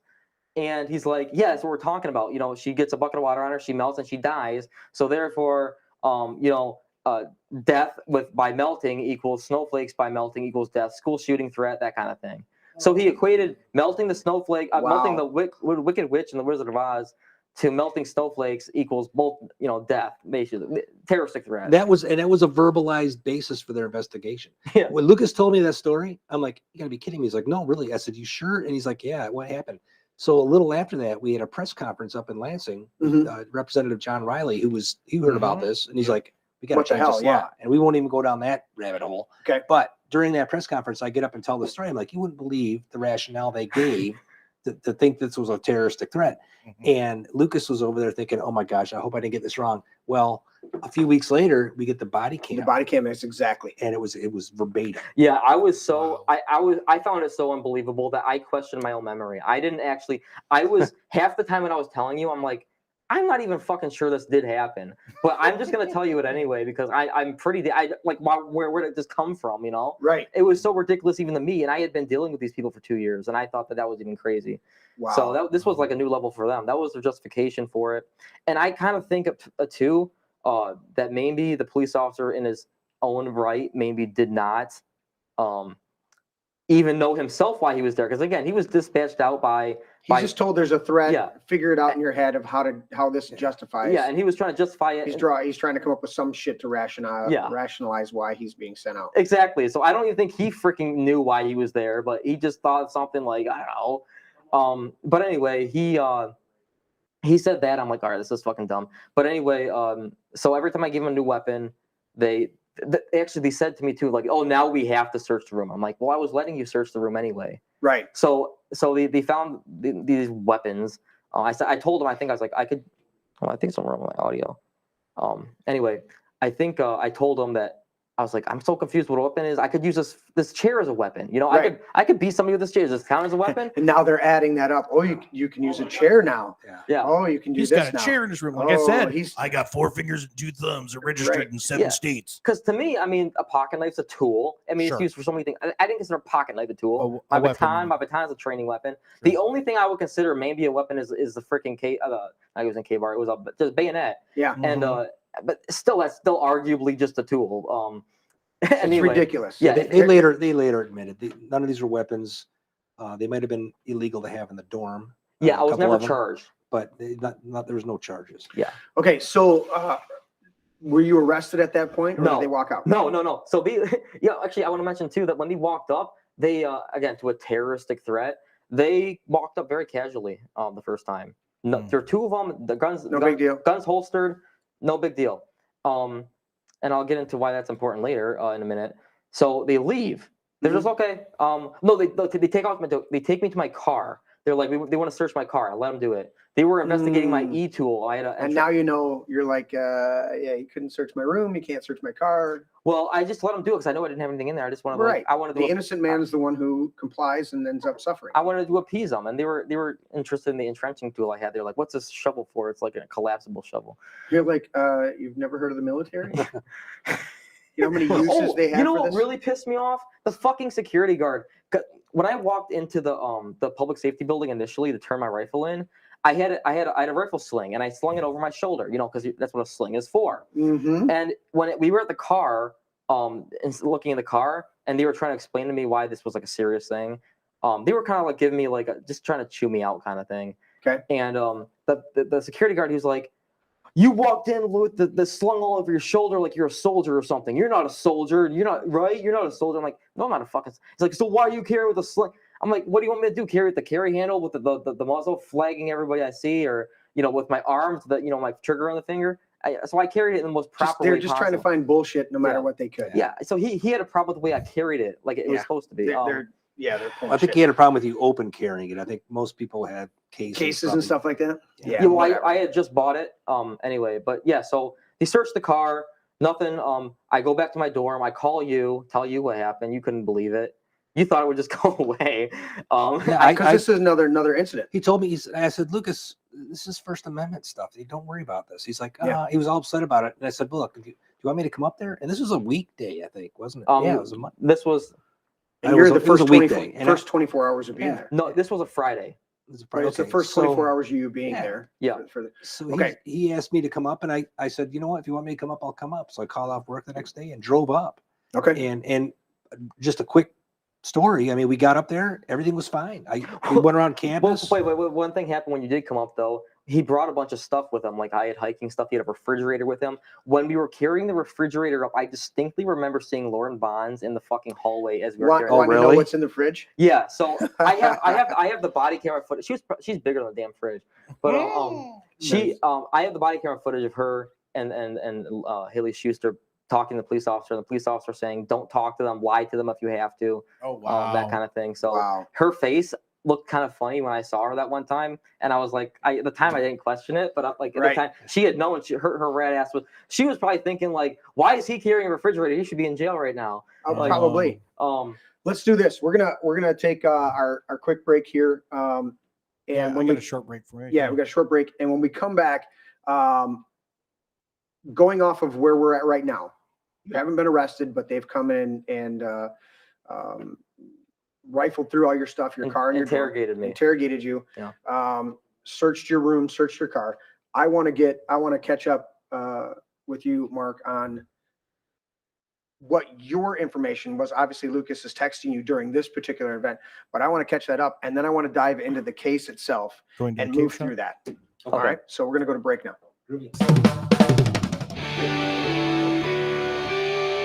If I was the deep state and I wanted to destroy America, I would rig the election with a puppet candidate. One that was so compromised that they would never say a word about it. I would create a false flag that allows for mail-in ballots. I would be in charge of the ballot counting machines. I would create a false flag to blame all who question the results of the election. If I was the deep state, I would prosecute anyone that went against me. I would sue and prosecute anyone that spoke up about the fraudulent election. I would use my powers to shut down all your internet businesses and bankrupt you. If I was the deep state, I would make everyone an example why you should never question a Democrat ever winning an election. I would imprison my foes. I would use my corrupt DAs and blackmailed judges to destroy you. I would make sure all crimes I ever committed never happened. I would prosecute my biggest competition. I would make sure they could never run for office ever again. If I was the deep state, I would convince everyone that Ukraine Nazis were good and women are men. If I was the deep state, I would own every politician that mattered. If I was the deep state, I would push my pedophilia ambitions on you. If I was the deep state, you'd question your sexual identity but not the medical establishment. If I was the deep state, you would fear to ever resist me. If I was the deep state, you would wish I was really the devil. If I was the deep state, I would say mission accomplished.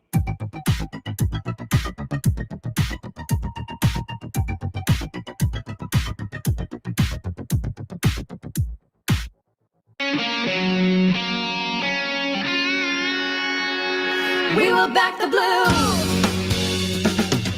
Who's gonna be there for you 24/7, even holidays? Our Minutemen up to date. Police departments take no breaks. Who's gonna stand for justice, running toward the bullets when we call? They give their lives, risk it all, and we never know their names. 911, it's an emergency. Wake up. They're fighting for you and for me. Don't give up. It's time we defend and remind them we will always stand beside you. We will back the blue. Who are these men and women dressed up in the line of fire each day. Someone's dad, someone's mom, someone's daughter, someone's son. What makes them fight for strangers? Holding up the laws that keep us safe, keeping peace in our streets, always one phone call away. 911, it's an emergency. Wake up, they're fighting for you and for me. Don't give up. It's time we defend and remind them. We will pray and stand behind you. We will back the blue. We will back the blue. My father always told me, show them respect. Look in their eyes, shake their hand, and say thank you, thank you, thank you, thank you, thank you for all that you've done. 911, it's an emergency. Wake up, they're fighting for you and for me. Don't give up. It's time we defend and remind them. We will always stand beside you. We will pray and stand behind you. We will back the blue. We will back the blue. Back the blue.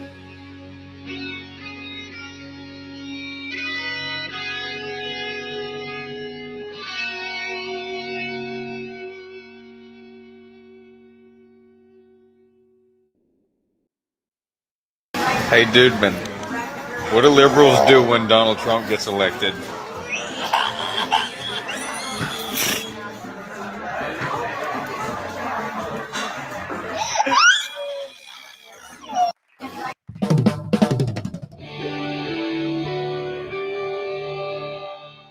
This is my brain. Welcome back. When we left off, you were explaining about everything leading up to it. You hadn't been arrested yet, but you're doing this. Dad, you drop what you're doing. You said he's texting you, giving you basically the Cliff Notes or a little bit. You're still groggy. You've been awake for a while, and you're like, I'm dropping what I'm doing. I'm coming up there. There's been other events. We know about this. You mentioned what, a dozen with campus police and another dozen with, or is that combined? There was probably like 2 dozen with security. I don't even know. Yeah, they had told me. Yeah. I could probably find out too, because he told me they actually had a record of me up there. They had a file for me. Yeah. So you're going through this. I want to dive in a little bit with you, Mark. This is your son. He's independent. He's got his own mind about him. He's doing his own things, but you're watching. You're still wanting to be a guide if you need to. You have a strong military background. You served in the Marines. You served in Iraq and Afghanistan, correct? Correct. You were in the Corps for Almost 30 years. almost 30 years. Yes, sir. Wow. Okay. So you're serving for a long time. You've got that background. He's raised in that environment. That had to have an influence, but he's of his own mind. He's making his own decisions. However your relationship is at this point, you're at least allies on what's right and what matters. And so he's obviously texting you saying, hey, Dad, this bullshit's happening to me. What's going on? Give us a brief synopsis of the first time you heard of an incident at campus. Could have been 24 times that he's being interrogated or accosted or at least confronted in 2 years. Now he's walking into his third year at this campus, and he's, here's this incident where they're freaking out over a stupid photograph. What was your mindset going through this and then leading up to this point? Okay. So I'll just begin with the fact that Lucas and his brother Noah and I have been together, living together ourselves since 2012. Went through divorce. I ended up with full custody of both him and his brother. Okay. So we've been very bonded and close, and it was a contentious situation. So we became very close to that. Lucas and I have had his father and sons. Oh, of course. A back and forth. Young bull and the old bull fighting Absolutely. it out. Yep. Character building stuff, right? Yep. But he's always been conciliatory. I've been conciliatory towards him. We've always To reconcile the hugged and made relationship no up. matter what the Exactly. bumps. It's always been very good. So when he first started going through these things, I think he mentioned he didn't elaborate on a lot of the issues at the first and second year. I knew about the initial post, and he briefly explained that he got some kind of blowback from that. Right. But I know Lucas, and I knew he was a strong-willed person, and he's not going to back down. And I chalked it up, being a conservative myself. Yeah. I know how it is. You push back a little bit, and they go bananas They because freak out. They can't they handle it. can't compartmentalize. Yeah, they can't get their mind around the fact that they're actually getting, they're not getting their way. So as these incidents, I was pissed off about the window. And in fact, I had called up, I was actually on the road. I don't know. I was at work. I'm a federal employee. So I was, busy myself, but I was pissed off about that one. Of course. Because nothing was happening. And it was just before spring break, and I called up and I talked to the dean of students. I'm like, what's going on with this thing? Mhm. And she said, well, we're looking into it. I said, look, you've been looking into it for 3 weeks. From what I understand, you already have names and individuals involved in this. And she says, well, there's been some allegations, but nothing's clear. And she was dancing around it. Of course. I said, well, we need to get this resolved before they leave for spring break. Yeah. And of course it wasn't. It Wasn't. was swept under the rug. Because I mean, at the least, it's an act of vandalism. Yeah. At the most, it could be a first strike of a personal attack, physical personal attack. Yes. So a couple things that he told me about the secret council thing, I kind of took as a grain of salt. Like, all right, maybe they did have a couple people get together, just didn't like them, trying Right. to figure out how to get rid of them. But after that happened, that really instilled in me that there is something nefarious going on here. The school is not acting as an equal share for their students. I think there was probably a liberal element in there that was Right. siding with the liberal side. So that was the initial That key clued off. you in. So when he was I remember him leaving for that third year, Mhm. and I think one of the last things I said was, "It's a fresh start. Put this behind you. A lot of these idiots they've graduated.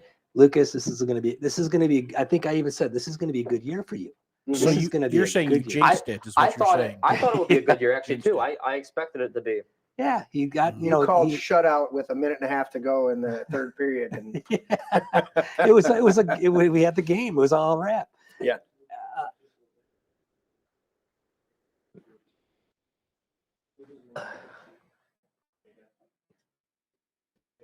Okay, so I basically I told Lucas, enjoy this Yeah. last year or two, and you'll be on your way. And he had his rifle. I was very comfortable with that. I mean, I've been around weapons almost my entire life, it and sounds like the campus is pretty comfortable with, except if you post a photo. well, and that was and that'll come into play later. Dun, dun, dun. Honestly, during the law when we started talking to the legislature and so forth. But Mhm. so when Lucas called me that morning, he had just gotten the visit from law enforcement. They searched his room and his car, and he said, "Dad, I think I'm in trouble." And I said, "Son, the class hasn't even started yet. What is going on?" And so I thought, you know what? Don't worry about this. It's not a big deal. He was pretty wound up about it. Yeah. For a good reason. And Yeah. so I said, well, do you want me to come up there? And 99 times out of 100, Lucas is the kind of kid who's like, no, Dad, No, I don't got worry about it. I this. got it. Yeah. But he's like, yeah, if you want to come up. And I'm like, He needed Okay. some moral support at that Yeah. moment. Mm. Well, I figured this felt different to me, and I think I knew what was going to go down. I actually asked the officer before he left the car. I said, "So how long do you think until you come back with an arrest warrant?" And he Wow. said, probably a week. And I'm like, that's bullshit. He's lying. It's a felony. It's going to be a day, if that. well, you actually asked him, when am I going to find out when this is, what's going on? He says, well, we'll get a week or two. Well, in my head, I knew what he was Yeah. going to do. He was going Right, to go get sure. an arrest warrant. That's what he was Yeah. basically just going to, report. He was for the- gauging it. Yeah. So he knew what was going to happen. I knew what was going to happen, and it just felt different. I was like, this felt like it was not like the other times. The other times, talking, blah, blah, blah, leave, whatever. This time was different. So yeah, when I asked you to come up, I was like, I expected them to. I was basically having you come and be like, all right, here's my stuff, Dad. You take it. I'm going to go to jail. Like, Yeah, which actually happened. I mean, but yeah, Yeah. so I called off, told work, I So during this time, from the start of school and the initial incident, you are becoming more and more aware. Pause. Somebody's got a vibrating phone. It's on the table. Yeah. Oh, that's all it was. So from the first incident, you're becoming more and more aware of what's going on. You're having to make phone calls specifically over this incident of the broken window. How much are you pushing on Lucas to divulge more information in this as it's ramping up towards this? Because he was reluctant to just kind of handle it himself and do that. Were you pushing back on him saying, what's really going on here leading up to some of these events? You know what? I wasn't so concerned because I wasn't aware of the mass amounts of issues. I only knew a few select things. In fact, I don't think I even knew about the communications class where you encountered. I stopped mentioning it. Lucas became too kept frequent. he kept a lot of it to himself. He didn't tell me a whole lot. There was no point. It happened every other week. 24, and you're just like, it's just another stupid thing. When he would tell me, hey, they're harassing, I'm getting harassed, and this is all these communists. I thought, a lot of times I would just say, Lucas, you're just being paranoid. Come on, just get through this. A couple of years. Yeah, you're going to encounter liberals. It's a 4-year program, right? Yeah, exactly. Okay. And just bowl through this. And so I didn't have the context for what was really going on. But when this happened, I literally drove up thinking, all right, I'm just going to put him at ease. This is going to blow over and it's not going to be a big deal. And I got up there and I told him that. I said, man, it's a First Amendment issue. If they were going to do something, first of all, they would have been waiting for you when you rolled up. Your car would have been surrounded with a bunch of tactical guys, dragging you out. So this isn't a huge deal. And barring that, they would have taken you into custody right away. I'd be coming up here to bail you out of jail. Right. So I said, let's just enjoy ourselves. We went out to eat. We had to run a campus. Did you go get a steak or something? No, we went to McDonald's. We went to McDonald's. I think I still have that receipt. Is that the last meal? The last meal. The last meal is McDonald's. Well, so campus was when they left me after the interrogation, and I waited for them to come up. Campus, there was a campus-wide event, like Laker Palooza or something. Everybody was out on the lawn watching movies. So they gave me free reign of the campus. Well, all of their 2,000 students were just walking around, hanging out, doing whatever. Yeah, he had a key card that could open any door in the campus. Totally casual. Yeah, we walked around. This Laker Palooza thing was going on. They got movies and popcorn and stuff. It was great. And, to read between the lines, what you're saying is, if you were really a threat, you would not have, I'm putting up fingers, 1, had a security card, 2 doors to be able to access firearms, 2, in the middle of a big event where you had plenty of targets. Sure. Right. Exactly. That's what you're saying. If you were really that big of a threat. That's what I was trying to allude to is when this did come down to the arrest. Yeah. My question was, why didn't they take this very seriously in the first place? And it was because they didn't think it was a threat. It was only the fact that the prosecutor jumped the gun and tried to make a name for herself. Well, that came up. I mean, during the initial playthrough of this, my question to the campus was, because of course this made the news.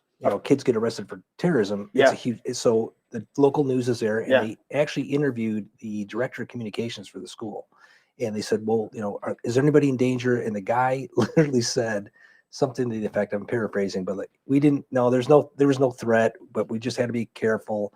Everything's under control. No one was ever in danger. He said that. Okay.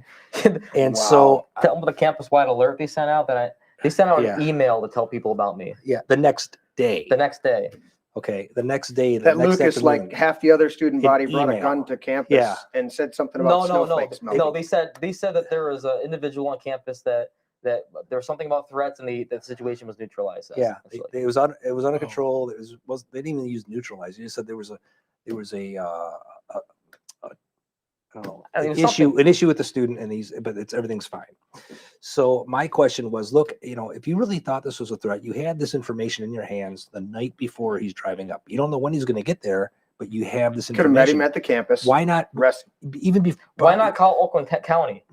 Call Oakland County, have them come to the house, or the state police, just have them stop at the bridge. Don't let them get into the UP. Say, you know what, we think there's a threat here. We want to interrogate this individual. Stop him at the bridge, pull him aside. Don't even let him into the UP. Barring that, have a tactical presence on campus. Have have law enforcement there, real law enforcement, not the public safety clowns, but some the Chippewa County Sheriff, Yeah, somebody having his ID, having somebody his there. knowledge, they had his And- plate, they had his yeah, vehicle, make and because- model. They would have been able to find him easy. Yeah, but Oh, yeah. En and route. I gotta say this, thank God. Lucas, he usually listens to me when I give him advice, sometimes not, typical father Oh yeah, something. thank God. Yeah, right. But I said, son, you got an open, M16 basically, looks like an M16 and Mhm. A4. Right. I said, get that AR into the armory and the ammo. Mm.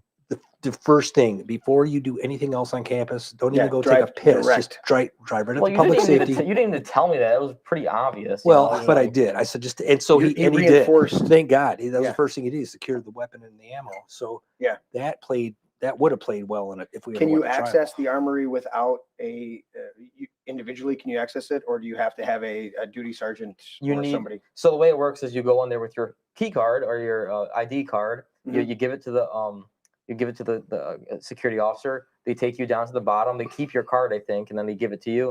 And then you come back, you turn it in, you get your card back and stuff like that. Yeah. Okay. But it's an honor system. Like I said, when we visited campus, one of the big attractions of that place, I think, was, they got kids open carrying shotguns and Right. rifles. I mean, everything. They don't have those Actually- stupid signs up saying that this is a gun-free zone, because it's not. It's a Did you s- gun did- culture. Yeah, didn't you say there was something about an open carry shotgun from your accuser?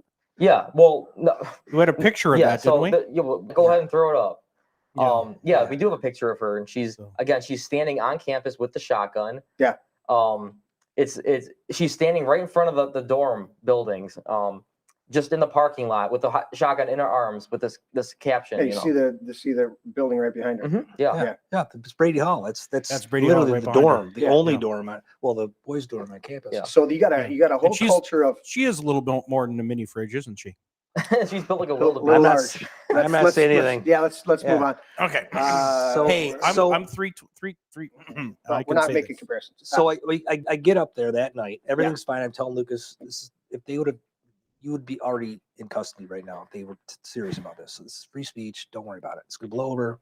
It's all good. Right. The next morning, and he had a single room in the dorm there, so I just said, I'm just gonna stay overnight here because it was late, and I don't want to drive back 5 hours. So So you're crashing his I dorm. crashed in his room, and the next morning, 0800, bang, bang, bang. No way. And it's Sioux PD. They're basically there to take him to custody. And I'm looking at them. I'm like, guys, are you really doing this? You realize what you're doing? They're like, oh, the prosecutors decided to press charges, and she's taking this very seriously. I'm like, prosecutor's an idiot. I mean, how could they possibly think this is a threat? Wow. And there's no true threat here. Nothing meets the standards of a true threat. And if it did, you could have neutralized this hours ago. And I said, who's day to say? ago, 2 days I just drove onto campus. No one stopped and checked me. No one came to ask who I Right. was. Also, I'm in his room. We stayed. I mean, we could have left. We could have left. we could have gone back home. I could have gone to Canada. Yeah.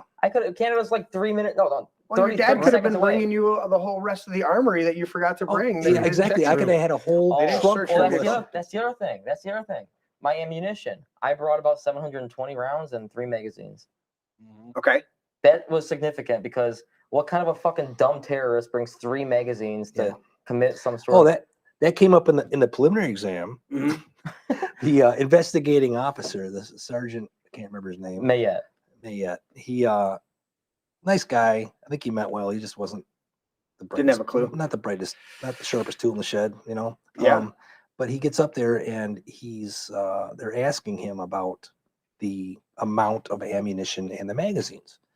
and so this is the assistant prosecutor. She says, well, were you surprised at that? And he says, yes, actually I was. She's like, well, tell me more about that. She's leaning forward. Anticipating the surprise is going to go her way. And he He goes, said- yeah, he didn't exactly. bring shit. He says, quite frankly, he says, 700 rounds, that's not even a full weekend of shooting. And he says, in 3 magazines, I really kind of expected them to have more. Yeah, that's not a tactical That's defense 45, at all. right? Certainly- 15s. And it certainly wasn't a tactical rig. So these No. are 15s capacity. Yeah. No, 30s. They were 30s. 30s. Oh, 30s. 30s, yeah. So you've got 90 rounds. Yeah. And you're out. Yeah, Yeah. exactly. And it's just, it was funny how that all came about. So everything's said and done. They take him into custody and they move him to jail. And I'm Yeah. immediately on the phone calling every lawyer I know and, trying to figure out what to do. Yeah. because I really didn't expect it. I mean, I was probably more surprised than him. Did they do a tactical SWAT on you, or just knock on the door No, and say so- we're taking you into custody? No, it was very casual. I was very calm about it. Actually, I was so level head. I'm proud of how I acted. They knocked on the door. I was like, all right. I was like, because I know you can, but you can and can't take it into jail. So I was like, okay. I stepped in my clothes, took my belt off. I know I can't take that. Here, Dad, take my wallet. Here, take this, take that. And I just took everything off me that I thought, like I just They ended up taking anyway. Yeah, like I think you were in like fleece. I was in blue jeans and I was in a Marine Corps Okay. T-shirt, Yeah. and I had a rigger's belt on and then Yeah. my wallet in my pocket. I just gave all that to you, and then I said, okay. And I put my hands palm back in. Yeah. It was like it was a Mayberry arrest. I mean, they basically came in and said, "Hey, please come with us," and they cuffed him. This is you. That was after. Afterwards, that's the but clothes it's I the same. wore. It's Yeah. the same shirt that you went in with Yeah, they made me take it off for the mugshot because in front of the Chippewa County Courthouse. They made me take it off because they didn't want. They knew the picture would go. My mugshot would go public, and they didn't want the Marines. So they gave you a shirt. Really? Yeah, they gave me an extra large T-shirt. My mugshot. Yeah, it makes them. It looks like that picture. Who was the terrorist? The hairy guy they took into custody in Iraq. I can't remember. He was, I know and he you're had the talking ripped up about. T-shirt. And he's like, Oh yeah, yeah. it was, That's kind of what his mugshot looked like. Because he had like an XL shirt on. He wears Yeah, a small, and so it's all his baggy T-shirt. His hair's all messed up. He'd been up for Find like the mugshot. 25 hours. So I think he I looks like got a it. total mess. And so they post this, and that mugshot got posted on every single news station because that's the only picture they had, really. the I don't know if it's not giving us the full. That's it right there. There's a full. Yeah. view Well, right that there. one's altered. So funny enough, some of the news stations, it looks like they kind of like changed the coloration to make me look even worse. Even worse. Yeah, like he some of wasn't that pale. But yeah, look at Yeah, you do look like a vampire. the shirt's right on backwards. Putting it Yeah, up. no, yeah. Look, so the shirt I put it on backwards. That's Putting it how, up. See the XL? That's the back of the shirt. So yeah. So yeah, this is a young man who's never been in trouble. He's never even had a speeding ticket. Okay, he's an Eagle Scout. Yeah, He's- you do look like a little bit of a vampire there, though. Yeah. Well, that's because they took. Were you They, going to star in Twilight? they then? took the coloration of the photo, and plus those people are fucking barbarians. They don't have. They can't afford a camera with a quality above 144p. Well, Probably. So I think they the cameras are. And you got on dog backward shit. with the XL out front.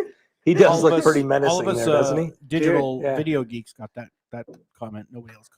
Yeah. Still like. it So was let me finish up my side, Yeah. then I'll let you get to being in jail. Okay, so he goes into custody, and I'm like, okay, how do I get him out? You can't. He's there's gonna be a bond posted. You have to wait for that. And Meanwhile, this is a Saturday, right? You this were is Saturday. Friday. You're coming to campus. Yeah. Saturday, you're there. So is the court even open? So you're going to spend 2 He's days in jail for the I'll- weekend. I'll get to that. Yeah, Yeah. he gets. I think he gets arraigned later, but I walk up. I mean, it's a small campus. Yeah. And I walk up to the director of human resources, and I'm like, "Hey, what are you doing? How can you help me get my son?" She's like, "Oh, we can't do anything." I'm like, "Bullshit! You got he's in school. Tell him you knew this kid wasn't a threat." Well, we're not so sure. I said, well, you're not What do you sure? mean not sure?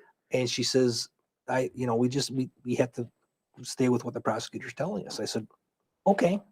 And she says, well, is there anything else I can do for you? I said, yeah, you can disenroll my son from your college right now because however this turns out, whether He's not going continues here no forward more. or it Yep. doesn't, he's not continuing here. I'm not giving you another freaking dime of my money. So I want to disenroll today.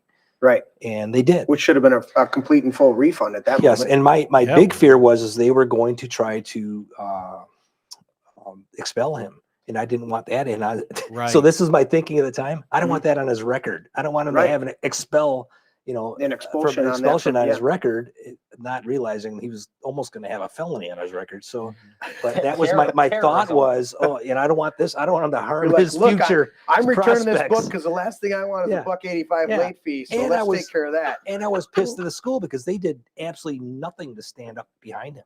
I mean, No. they cooperated fully and in fact encouraged, I think, a lot of the prosecutors. Well, if you had faculty as well as students forming a cabal to find out any dirt they can, and you've got 24 different calls abusing the 911 system over bullshit things, Yes. you know that there was an element in that campus that had it out for them. And these are the people that are supposed to be tasked with educating and equipping our future law enforcement. And when you find Our out future that they're, protection and yeah, service. and you find out that they're the ones abusing the system worse than anybody else, and then Yeah. you wonder why we have an issue And they're all cops today. Well, that's and what surprised. So I think the police, Sault Ste. Marie police, I think they're not harmless. They can't be held harmless in this.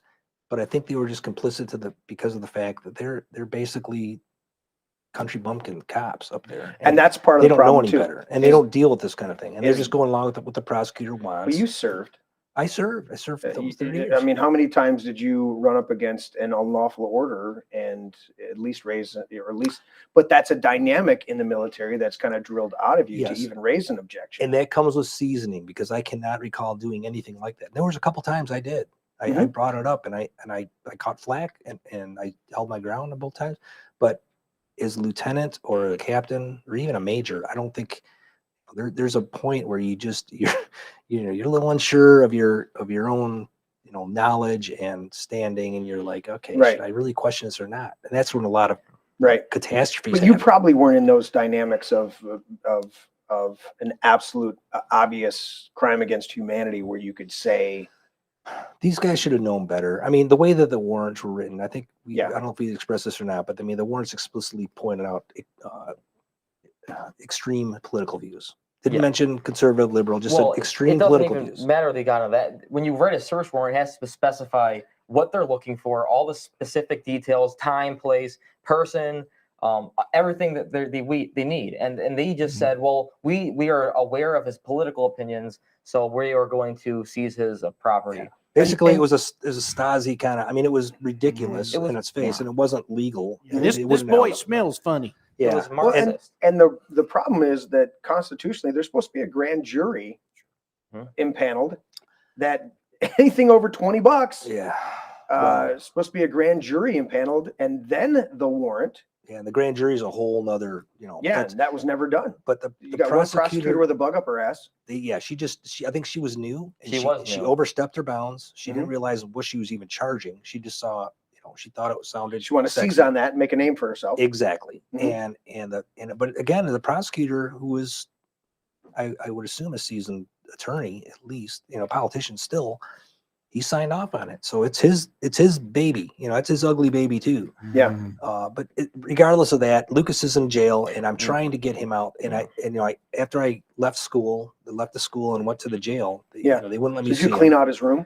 I had to, yes. In fact, that weekend, I'm not sure exactly how it worked out because we had two Because cars up you there. said I'm disenrolling him Yeah. immediately. Wow. So And you go back to that. You They packed it- actually sent one of his buddies who was in the public safety department to help me, because there was 3 flights of stairs and no elevators. Did they let you access his gun that was in the armory? No, they kept that as evidence. No. as Sure the they gun- would've. the Yeah. gun, I the will say band- to their credit though, they did ask me for the key to my lock, so they didn't have to cut my bolt. They didn't have to bolt cut it, so they gave me a lock yeah, back. they were fairly reasonable, and Wow. the public safety folks that I dealt with they're like, we don't get it, but we'll help you. So Right. I loaded up his car. I think I drove his car back with all his stuff, but I came up the very next Monday when this all started rolling to see if I can get him out of jail. Okay. Okay, so all right, follow the timeline. Friday, you arrive at campus, you check your weapon in, you crash out on the floor, all your stuff's there. Okay. But Saturday morning. Saturday morning, what morning they came and knocked on the door? Was that Friday morning? That was Friday. The first day was Friday morning. Friday that's morning. right. Yeah. August Do you want me to 24th. split off to my timeline now of that same event? Because when you were doing all that, he took me and did a whole bunch of other shit. Yeah. Let's go over that briefly, Okay. and then I want to get into some of the other dynamics of this. You're in jail and everything like that, but let's give the brief timeline of But that. that's where his timeline will go when Yeah. he's in jail. Yeah. Oh, you want to go into the timeline of jail? Well, yeah, because after they arrested me. Oh, okay. Let's do so that. it splits off. He goes. So your Saturday, you're I'm on disenroll campus him. still. You're on campus still. You are trying to figure out how to get him out. They're saying nothing's going to happen. When did you leave? I didn't leave until I was still trying to get him out through Saturday. I think I finally gave up Sunday morning. I figured, well, it's not going to happen. They told me the arraignment would be taking place somewhere down the line. So that's when I started lining up. Lawyers. Well, You'd think. there's no, He yeah, was- that's the, Nobody's so the- answering the phone on the Sunday. problem, this is, Sault Ste. Marie, which, the population of that town is less than, Oakland County. So, or I'm sorry, less than, well, it's a small town. Yeah. I didn't know any lawyers up there. And that the lawyers I was calling, I'm calling downstate, Mhm. And they're like, we don't know one. There's no one up there. We don't know anyone. Mhm. And so, I'm asking for recommendations. So I was given probably some pretty bad advice, but they said we do have a full-time public defender here because of an indigent population. We have somebody here on staff that's running cases all the time. I said, you know what? Okay. And honestly, I'm in the denial process of this isn't going to happen. Yeah, There's this no is gonna blow reasonable over, they're judge just is gonna going cut to him loose, charge. and then, yeah. Right. So I said, okay, you know what? Let's just run with this now. Get him through the arraignment, and hopefully this thing will get dismissed and thrown out, and never, then it'll be done, and I don't have to worry about it. And of course, we know that didn't happen. This Mhm. public defender was an absolute. She should be disbarred. She was that bad, extremely. I'll get into her. Oh my gosh, yeah. Lucas can talk probably about her. Her name was Jennifer French. I'll remember that one. France. France, yes, France. So Yeah. she Dude, was. I'm sorry. I'll remember that one. Yeah, he's By got the way, it tattooed on his you got it wrong, ass Dad. cheek. I'm gonna get the trash can and put it on your side. So every time you say one of these people's name, you can just spit into the trash can. Oh yeah, she was. Give me a spit too. She was bad. And I'll let Lucas. France. I'll let Lucas explain that whole situation. But that's when after the arraignment is when I said I need to find an attorney. So you kind of give up on Sunday as far as is fighting to get that. You got to come back. You got to figure out work. You got to figure out life's still going on. So then how long were you in jail before you get arraigned even? Oh yeah, so that's the So go back here. Gonna get the T-shirt. Yeah, so first thing they do is they drive me to the jail, and it's a small town, so I knew exactly where the jail was. It wasn't very far at all. I get booked in. They take that photo. It was cold as shit. They took my shirt off, and I'm like, I was wondering why did they take the shirt off? That's why you look like a vampire, because it's so cold in there. Yeah, it's really cold. Really Your blood cold. is probably all gone to your stomach to keep you Look how warm. red my lips are and stuff. Yeah, You're and plus, blue. again, they purposely altered that photo. You can find photos of that with me having more color, but anyway. That's funny. Um, They wanted to make you as white as possible. They did, yeah. Yep. Anyway, so they took that photo, and then they put me in a holding cell. And arraignments are not until Monday, so I was in the holding cell for 2 days, and actually more like 3 because it wasn't until later in the day. And in the holding cell, they don't give you anything, so it's just like a concrete room with whoever comes in the middle of the night, drunks, whatever. Yeah. So I was in there. They have to arraign you within 48 hours. It felt like 1,000 years to me, but I would be honestly surprised if it wasn't over 48 hours. It felt like it was a long time, and I realized that it probably felt a lot longer than it really was. But I still think that it was probably over 48 hours. Anyways, they don't do things by the book up there, and you'll find out real quick. They do things on their own time and how they feel like it because it's up to them. And they don't have to answer to anybody. Lansing's a long ways away, and they do good old boy style justice up there. They don't care about what Lansing says. So anyway, I was in there for a long time. There's a better color shot of you. That's what I'm talking about. You see how they fucked with the pictures? Yeah, those bastards. Anyway, so I was in this giant shirt on. It didn't fit me properly, so I was freezing. There were no blankets, and they're just concrete floors. Yeah, look at the difference between that one. Yeah. And that one. Yeah. Wow. So they did. Yeah. Again, but I'm a conspiracy theorist, right? And they're not trying to. They're not trying. Anyway. Yeah. So people flow through there. Man. There were LSSU students in there in jail for being drunk and stuff, pissing all over the place and stuff in this giant. And everybody does it. Look at Ozzy. Yeah, in this holding cell. I stayed in the holding cell with like a pedo for a while too. It was really fucked up. What were the meals? Oh, in jail or in the holding? I think in holding it was actually a little bit. It might have been different. Here's the funny thing. I ask because we're on a bad bend right now. But to be honest with you, with Chippewa County Correctional Facility, the food was like the one good thing about the place. Like, oh really? Yeah, it was typically it's like the opposite of most jails. The food was like actually pretty all right. Aside from a few things.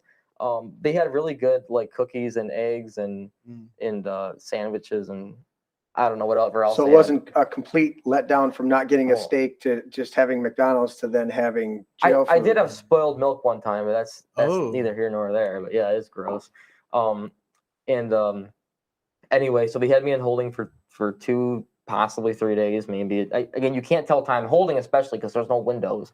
Yeah. It's just a cold, empty room. That was the worst. Like every dream I had in there, I was like getting arrested. I was like, it was like, you know, Oh, your subconscious is kicking your ass in oh there. yeah, I was, you know, and I was like, and then another running theme of the whole case too, being in jail and even outside of jail, is that you don't like looking back on it. I know it took over 1,500 something days to complete, but you don't know when you're getting out. Like I was in jail for a total of 3 months. I didn't know it was going to be 3 months in the jailhouse. Nope. You know, I was 3 months. in the jailhouse, yes. Mhm. It specifically, and then I was 3 years outside the jail in 100% confinement. But so basically 4 years plus with the, you know, I had other stuff going on too, but 4 years basically, 3 months in jail. And so after the 3rd day, I got arraigned. I remember specifically, I was never asked if I was innocent or guilty. They just presumed I was going to fight it. I mean, I was, but like that was kind of funny. They presumed it. That's when I met my public prosecutor for the first time. I refused to call her a defender. Her name was Jennifer France. The first time I talked to her, she had asked me, "So why do you even need this AR-15? Like, why do you need Oh it?" my Is this supposed to be gosh. your This is his your defending lawyer. attorney. My attorney. and she comes in accusing Yeah, or, and she did it behind a plexiglass wall too. She didn't face to face with me. I was shackled up. did she put a bulletproof vest on and like, she was all afraid of you? Maybe I don't remember that, but yeah, she's like, "What's with the bayonet?" And like, I don't know, for bears. Like I know the answer. Like these are fucking stupid questions to me. I'm like, what do you mean? And so, she's trying to build up a case for insanity. She's like, yeah, I swear to God. Well, she didn't think I was crazy. She just wanted to like plea me out as like insane or something and do You're some, like, I didn't fucking do anything. do some psychological evaluation. Fight for me. And Oh my so I met gosh. her, and then they threw me in. The population. General population. General pop. Yeah. So So how old are you at this point? I was 20. I was You're 20, just 20 20 for 1 week. Yeah. for 1 week. Yeah. Yeah. And so I was in general population. But when I got in there, they had already knew who I was. They knew who I was when I got in. General Pop already knew who you Yeah, were. they already knew who I was. Jails are quite Really? the rumor mill. Corn Pop was in there. I mean, yeah, Corn Pop was a bad dude, and he ran with a lot of bad dudes. So yeah, they're rumor mills, man. Because Yeah. what else do they have going on? Well, But you know what? I saw that firsthand how they got messages around and stuff. It was interesting. Yeah.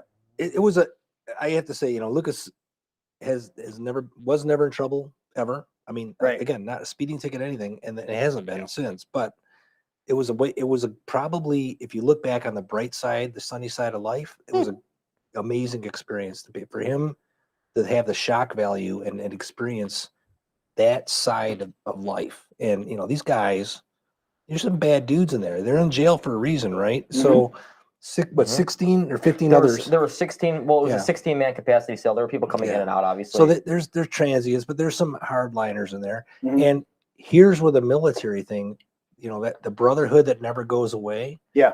So Once they Lucas knew is he in was there, a and he's a 138 pound, you know, 5'7" kid, 8. 5'8" kid, whatever, in his heels. Hey. When he's wearing his heels. So, I'm gonna give you that bucket. but they find out that his pop somehow, I don't know how the Wait. whole prison network goes, Oh, I but they found out guarantee they you knew somebody everything leaked the about him. fact that he walked in with the USMC, and then they looked at your record, and that Yeah. got translated around the. So yeah, around they the- find out his dad's, you know, a former jarhead, or Who is fi- still a jarhead. Who at that figured that time. out? Once a What's jarhead, always a Because jarhead. didn't they took you under their wing? That wasn't because of that. No.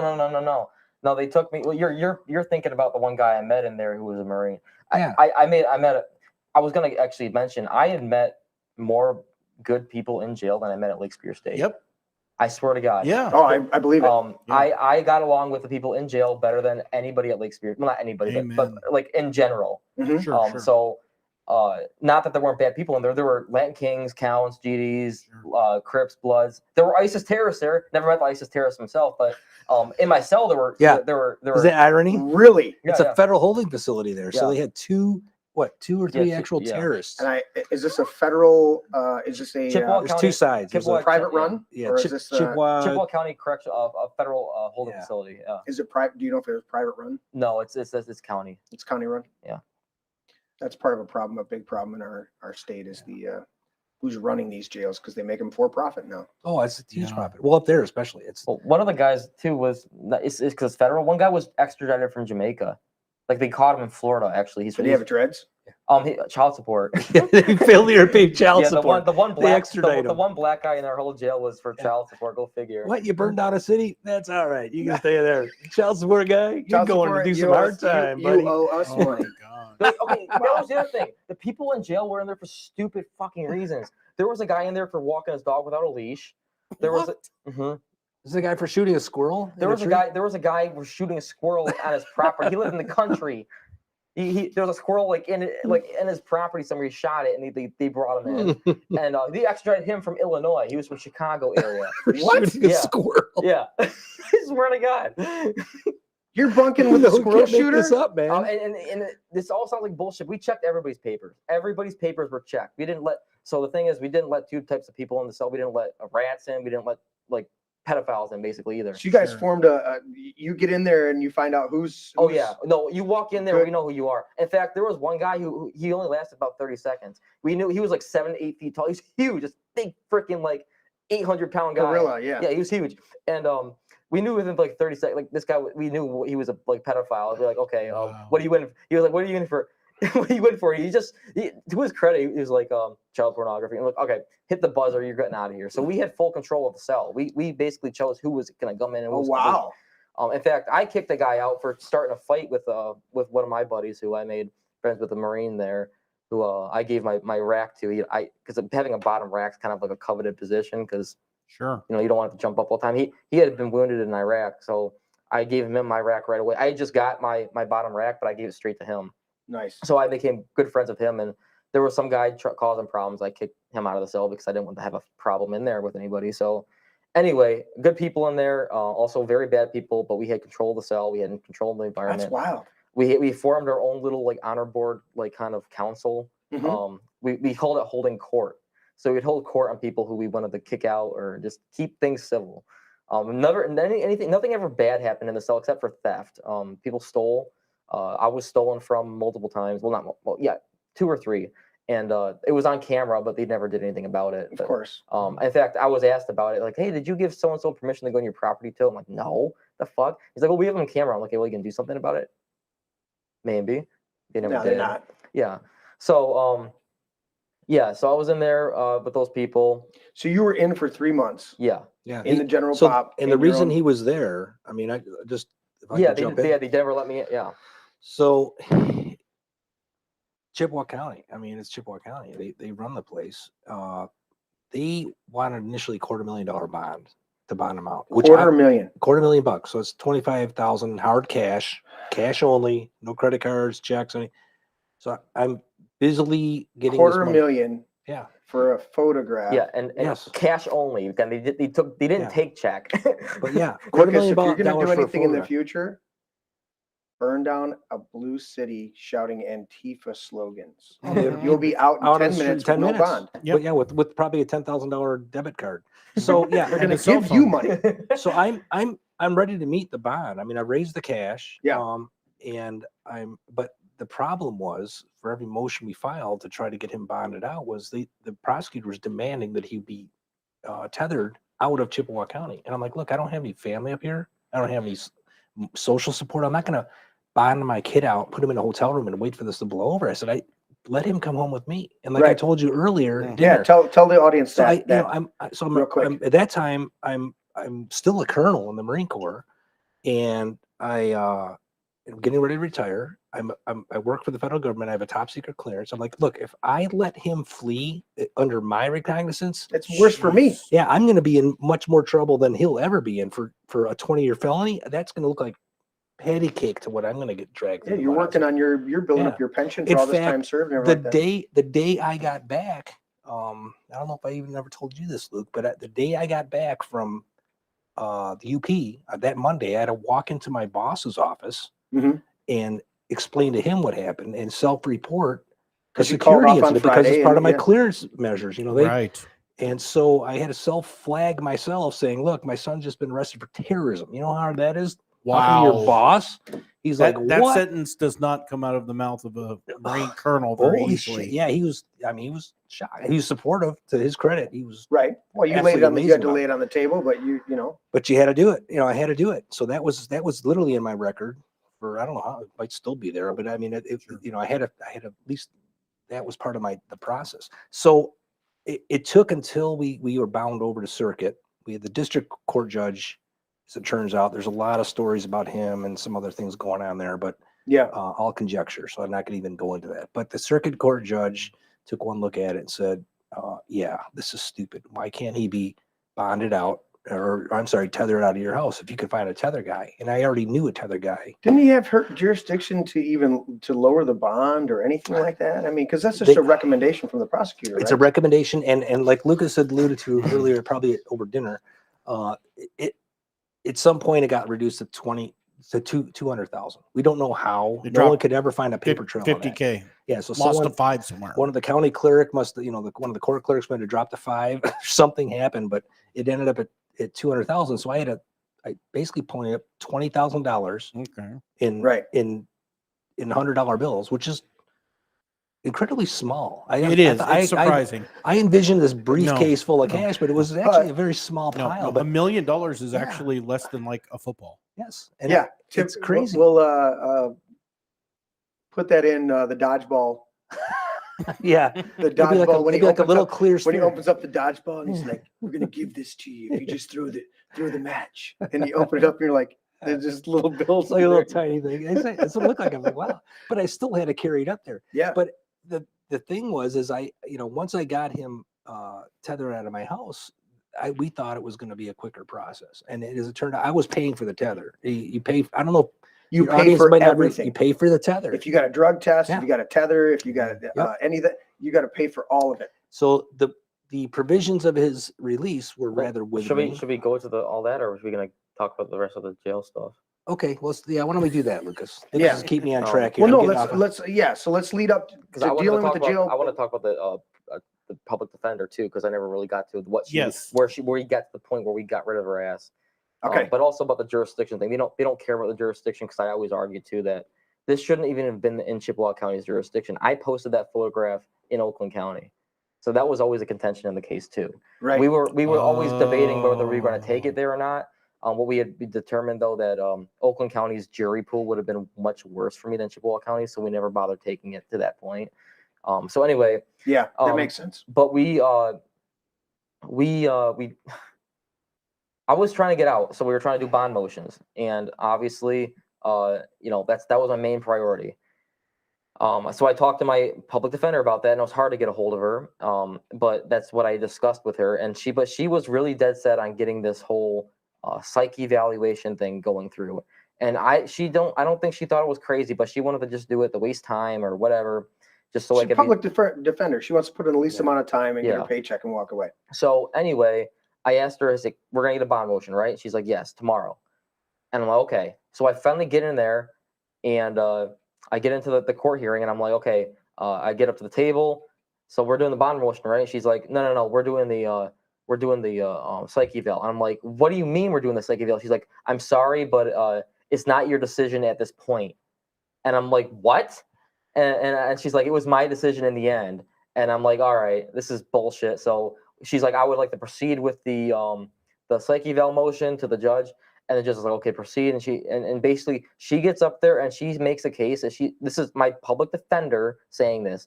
She said that Mr. Gerhard is a danger to himself and others, and he is not he's not psychologically stable. He needs to be evaluated. She said that there was a claim by the Oakland County. She called the Oakland County Police Department. Is actually a sheriff's office. But she said that the Oakland County.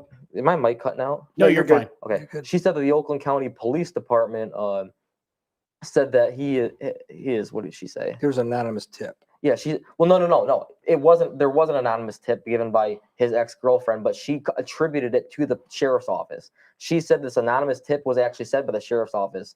She said that it was that he has psychopathic tendencies and is a danger of a school shooting threat. That's what she said about me, my public defender. There's Wow, way to have a good advocate. There's an Al Pacino movie where he's like a lawyer or something, and he's like, my client is fucking guilty. That's like pretty much what she said. And it's like, is that A Scent of a Woman? Might have been, yeah. It was a different one. Might have been. But yeah, so that's what she said. And I'm like, I walked out. I didn't say anything. I was too shocked. I was like, what the fuck? So we fired her after that. But yeah, she basically got up there, declared me guilty, and you were working on trying to find somebody this whole time. After I witnessed that, because I was up there for every single event, and you could have fired her mid-sentence. Actually, what's that? I was gonna say the whole time I was arguing. I was pissed I had a public defender in the first place. I was begging you for an attorney. I'm like, can I please get a lawyer? My thoughts were, this is gonna everybody I consulted with downstate. I know a lot of attorneys, and they're like, look, this is ridiculous. There's no way any judge is gonna bind this over and charge. This charge is gonna be dismissed. So I really wasn't. I was concerned because my son's in jail. Right. But I wasn't concerned that it was going to carry forward. And I really was quite honestly thinking the sanity is going to prevail in this case, and I'm going to be taking him home. And that didn't happen. And it just kept going. There were exigent circumstances too. Pardon? They said there were exigent circumstances too. I was under threat of my life in that jail, not because of the other inmates. There was one potential fight in there that almost happened. It didn't, but they had almost killed me in there multiple times. Based off my diabetes. Oh, that's right. I heard about refusing to get your medication. Yes. I heard about this. So the way diabetes works is obviously you take insulin per carbohydrates, basically, and that's how I do it at least. And I have a prescription. I see an endocrinologist. I am supposed to take a certain amount of insulin for a certain amount of carbs. Well, in Chippewa County Correctional Facility, they I ended up talking to the nurse there. And I had asked her, like, hey, we need to follow my script. And she's like, no. We do a flat rate for diabetics here. And I'm like, that was her term. She said flat rate. So in other words, every diabetic in that facility is given the same amount of insulin for per dosage, basically, which is screwed up. It's gonna get somebody killed. I'm surprised it hasn't. It probably has. It almost killed me. The way it worked was if my blood sugar was under 150, which is my target range, I didn't get any insulin for a meal. So like if I woke up in the morning, my blood sugar was 100, they wouldn't give me any insulin. Then they'd give me my meal, which of course I'm going to eat because I'm starving. And of course it was high in carbohydrates because that's what they give you there. And so then all of a sudden I eat all this food and my blood sugar shoots up to like 400. And then they're like, they test it for lunch. Like, holy shit, Gerhard, you get into the cookies or something? I'm like, well, you fucking gave me a meal with no insulin, you dumbass. What do you think was going to happen, right? So then when I did get the insulin, they gave me double the amount I'm supposed to have. And again, I can't have. What a bunch of fucking so idiots. they controlled, in other words, they controlled everything I ate. And, well, not everything. I had commissary, but eventually I didn't because they took that away from me. They controlled almost everything I ate and everything I took for insulin. And then at a certain point, I don't know when this happened, probably 2 months, 3 months in, maybe close to like near the end, maybe 3/4 in, they put me on medical disciplinary action where they threw me in the hole for 5 days because my blood sugar wasn't controlled. I'm like, so in other words, they basically had 100% control of it and then punished me for not being able to control it themselves, even though I told them like, hey, you're about to kill me. So my blood sugar would spike at night. I would like, when you go low, that's when you're in coma area. Like that's dangerous. Right. So I had like smuggled in candy bars and stuff, and I was keeping myself alive by basically eating all this food that they had not given me. I had to pay for it through the commissary. So I had been doing that, and it was a balancing act consistently through the whole time. On top of worrying about the fact I've been charged with a 20-year felony, about to lose my. And I knew I wasn't guilty, but also, I mean, the fact that I wanted to be a cop and everything like that too. Yeah, the felony on your record, you're that's I would have been done. So what would happen is so he had 1 day of visitation available. Can I finish the whole story? 120 was like up to 3. No, it was 2. Can I finish the whole story really quick? I'm sorry. Go ahead. Yeah. So I was saying they threw me in the hole for 5 days, and basically that was a room the size of maybe as long as this table, This and table's 12 foot. okay, maybe about the size of this table, and maybe a foot wider, maybe about- maybe half a foot wider, about that. So about 5 by 12. Yeah, and it was nobody in there. It was just, I mean, it was just a hole. It was dark, cold, and I had a freaking bed. I hated it. I love general population so much more. They threw me in for 5 days, and again, the whole running theme is you don't know how long you're going to be in there. So when I was thrown into the hole, I didn't know how long I was going to be in there. Yeah. And that was the worst part. Like I thought I thought I was going to be. You can't leave either. Like in general population, you can go to the day room or something. You can't leave. So Isolation is one of the true forms of cruel and unusual punishment they inflict upon people without a second thought. yeah. Isolating somebody from other human interaction is one of the ultimately one of the worst tortures you can do to somebody. And I didn't even do anything. All I did was what they gave me, you know. Mhm. So it's like it would be one thing if I'd done something stupid, which people had done in there and got thrown in the hole for it. But I didn't do anything stupid. So they threw me in there, and I finally got out after 5 days, and I was actually brought in there with somebody else, another diabetic. And here's a lesson to be learned. He told the guards basically to fuck off. He said, "I'm not taking any insulin if you keep me in here." And I wanted to be the good guy. I didn't want this to come back on me in my case. Say, "Oh, look at him! Look at this terrorist. He's being he's being confrontational and stuff like that." So I just listened to what he said. He was let back into general population within like a minute, like 30 minutes. Wow. Because he refused. Because he was disobedient. Yeah, and I did what they said, and I spent 5 days in there. Yep. So We could go through. I've got a ton of testimonials of people when you comply, when you do your best to honor them, you're the one that gets fucked with the most. Mhm. When you tell them to go fuck off, they realize they can't control you, and they try to get you out of there as much as possible. Yeah. And I guess so. Then I got back from general population. You can explain your visits and stuff. Okay, right? so yeah, Well, you just got a few visits, and you're finding out about this. They're abusing him. Yeah, with I his find meds. that's the only way we could find out about it. Mhm. And, it was a 20-minute, plexiglass screen phone call with him every Saturday. And Because he's a dangerous criminal. exactly. So I came up every Saturday, but part of the process, I guess the way this plays into this is I would bring up he uses flex pens of insulin, a specific insulin. Oh, I Yep. remember that. Okay, so I'd literally have little school bag brown lunch bags. Mhm. I'd have that with his name on it, and contact info for me and all that stuff he had to put on it. And I'd hand it to the corporal of the guard who take Right. it in the back. And I was assuming they were giving him this insulin. And then he starts telling me, no, they're giving me Humalog, and it's in a It's vial. other, yeah. This, They won't let me test anything. They won't even test. And so I'm like, what the hell? So I'm trying to talk to these correctional officers. And I'm like, guys, and they're like, hey man, you can't talk to us. You got to talk to the sheriff's office and the prosecutor. So I'm trying to get a line on this, and then I can't get a straight story or even a callback from any of them. So I tell his endocrinologist, who's this fiery little Indian woman, she's amazing, Mhm. and she fires off a 3-page letter to the Chippewa County Sheriff saying, "You're going to kill my client or my patient, Yeah. and I am going to come at you with everything I have. I'm going to sue you to Yeah. the foundations So of your building. adhere to my prescription. I'm telling you, as his doctor, his endocrinologist, you need to do this." And I think that fixed it for like a No. week. No, If no. that. No, they didn't, because remember when I told you they said the flat rate thing? That's Yeah. when they told me it. They called me into the office and said, "We're not going to follow Oh. your prescription. We give you a flat rate here." But Oh, they did that's when they start. told you. They did start using your flex pens, right? They started using the flex pens, but as soon as I ran out, they threw. Okay, well, yeah, Tell the story yeah, about the- yeah. I will. Yeah, one time, the flex pen works like you get a dosage and you use it, right? Well, one time I had like a couple units less than I needed for the dosage, and they're like, "Oh, well, it's not the full dosage, so we're just gonna throw it away." It was your last pen. Yeah, it was my last one. So like they threw it away. I needed like, I don't know, like let's just say 10 units, and they had 8 left. So they, instead of giving me like the 8, they just said fuck it and tossed it in the can. So we got nothing. Yeah.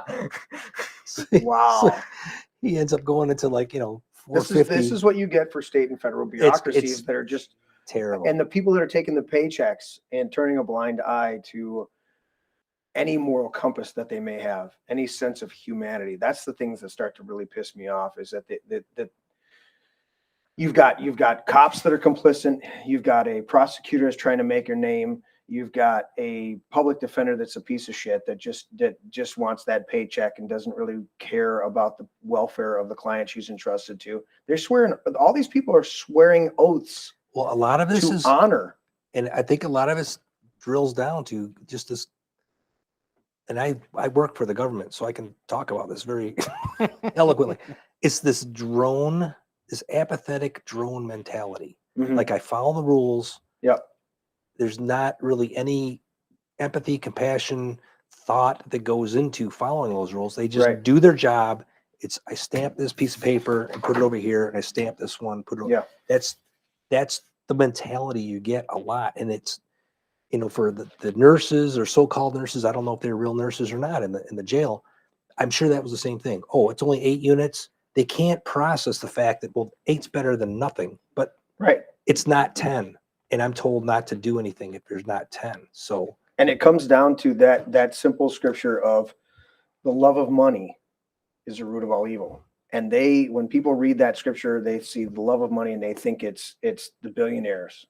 No, it's all of those people that do a job with a lack of it's how the empathy and government, honor for that paycheck. it's how they control a good portion of the government, the government populace, the government employees. And I know we're getting off on a tangent here, but it's important to point it it's out. important because there is a control factor there. The government is a giant welfare program, Mhm. and the federal employees, and I'm one of them again, but I happen to give a shit because I work for the Marine Corps, so I have vested interest in getting a good, solid, lethal, product out to the Marines that will do them well, because I've been on the opposite end of that, right? So, but a majority of those people are there for the paycheck. They're taking the handouts like someone in a bread line. If you can date back, who was the emperor with the loaves and the feed them? Who was it? Well, there was always a welfare program. Was it Commodus? Well, I mean, But they did the bread and circus. at Bread the and fall of circus Rome, thing. yeah. Bread and circus. Keep them entertained, give them something, a few handouts, and they'll be content. And that's exactly what's going on. So you get these jail employees. I'm not generalizing every single jail employees. I'm sure there's quality people out there, but But they get jaded that and they want that mentality, paycheck. exactly. So that's what almost killed my son, was Yeah. that type of mentality. So you're in for 3 months before they finally get you to a true bond hearing. yeah. They reduce it down. Your dad brings 20 grand Yeah. in cash. And I want to mention the judges' names too, because there was the district judge was Judge Bluebaugh, and Judge James P. Lambros was the circuit judge. Okay. And he, to his credit, again, not like he was like on my side per se, but he did a lot better of a job than Bluebaugh did as a district judge. So he was the one who let me out. Lambros let me out. Again, he was very he listened to a lot of what the prosecutor said, but not in the case of the hearing, because in the hearing, if you remember, Dad, we had hired, after the public defender, we hired a guy named Mark Dobiage out of, I think is he out of Petoskey? He's right in Sault Ste. Marie. Oh, he's right in Sault Ste. Marie. Okay, So that's right. That's when right. I walked out of his arraignment, I knew at that point the kickoff has happened. Now there's a ball in play. So I just happened to have a friend who knew a friend who knew a friend who said, this guy is like the big fish in a little pond. I had heard his name too in jail. Okay. But yeah, so we hired him, and he's a bulldog, by the way. Oh yeah. Dobiage is his personality. Like I like in court. In court, he went out on these savages. But anyway, and he where was I going with this? That's right. So we were trying to get out, and getting to your bond. Yeah, we got to the bond, and the prosecutor tried. This was during the bond hearing. She tried in the middle of this bond hearing to be like, well, you need to basically plead guilty to all these charges immediately, or we're going to stack an additional felony firearms charge onto this based off the picture. And that was during this hearing, right? Yeah. Yeah, and I remember Dobiage was like, "What the fuck?" Like the judge, I don't think they even said anything about it. Like the judge and my defender, my attorney were basically they completely dismissed her comments because it was so ridiculously stupid that it didn't even need to be addressed. Wow. So she threatened me with more charges unless I pled guilty immediately. That's what they do. So Well, and that's why the preliminary inquiry is such a waste of time. I mean, Yeah. they didn't establish any base of fact. In fact, they put the two girls on the stand yeah. who both said, we really didn't see this as a threat. I thought it was kind of weird. No, but no, no. Well, what happened was she started crying, a fake crying probably, or real crying. I don't know. She's a fucking snowflake. Who knows? So the bailiff brought her a box of tissues and stuff. She's like, oh, poor me, my feelings. And it was absolutely fucking pathetic. It took everything it had in me not to laugh my ass off at her. It was so funny to me. I didn't know if it was real or not. I just thought it was funny because she looked so pathetic up there. And she said, oh, like, I never seen anything like that before. It was scary. But she was lying through her teeth. She knows what guns are. There's an armory on the campus. And this is the one with the shotgun. this, yeah. is the one that eventually poses the Yeah, shot. this is the She one with doesn't the know what a shotgun. shot. She doesn't know what a gun The is. she beast. So she, but again, and she was the one, I had blocked her. So in other words, I kept arguing this. Not only was she not on my friends list, I went out of my way to specifically prohibit her from seeing anything I posted. So her acting like she had to go out of her way to find your Yeah. stuff. And later on, John Riley, our representative, said something I'll never forget. He's like, some people have to go in the take offense. Like that term take offense is literal. You have to go and grab it and take it. She literally went out of her way to take it. She took the offense. That was actually Tom Lambert. That was Tom Michigan Lambert? Open I thought it Carry was- that said okay, that. okay. Yeah. Anyway, It's a good line. yeah, it's a really Yeah, it good is a line. good line. Great line. So, and then the other witness who was allowed to see my post, but what she stupidly said was, I mean, the truth was that she said, when asked if it was a threat, she's like, I didn't necessarily think it was like a threat or something. And this is how they talked. They were like and this and that. So they said Very articulate and people. it's all in the transcript. That's how it's written out. Like AOC.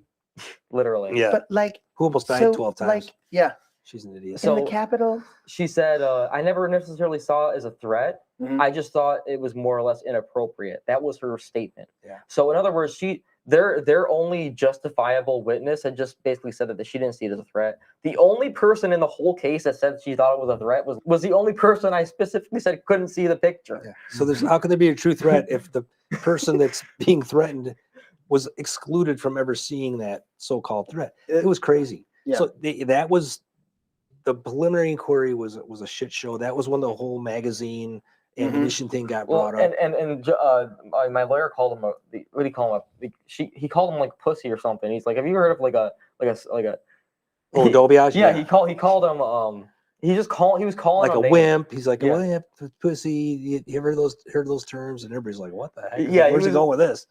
he was basically insulting the witnesses. It was really funny, but Dobiage is a Wow. very unorthodox. He's like the old school, like my Right. cousin Vinny kind of lawyer. Yeah. Nice.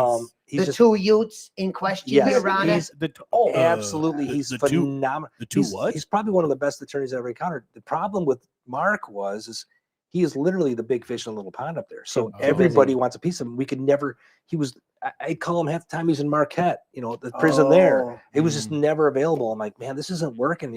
My kid his whole life is on. So when he's there, he's a badass. But he's getting an him absolute, there, yeah. But he was just stretched like, Yeah. There's only one of him, and there's like 50 people begging for his attention every one time. So that's Right. when we had to start looking somewhere else.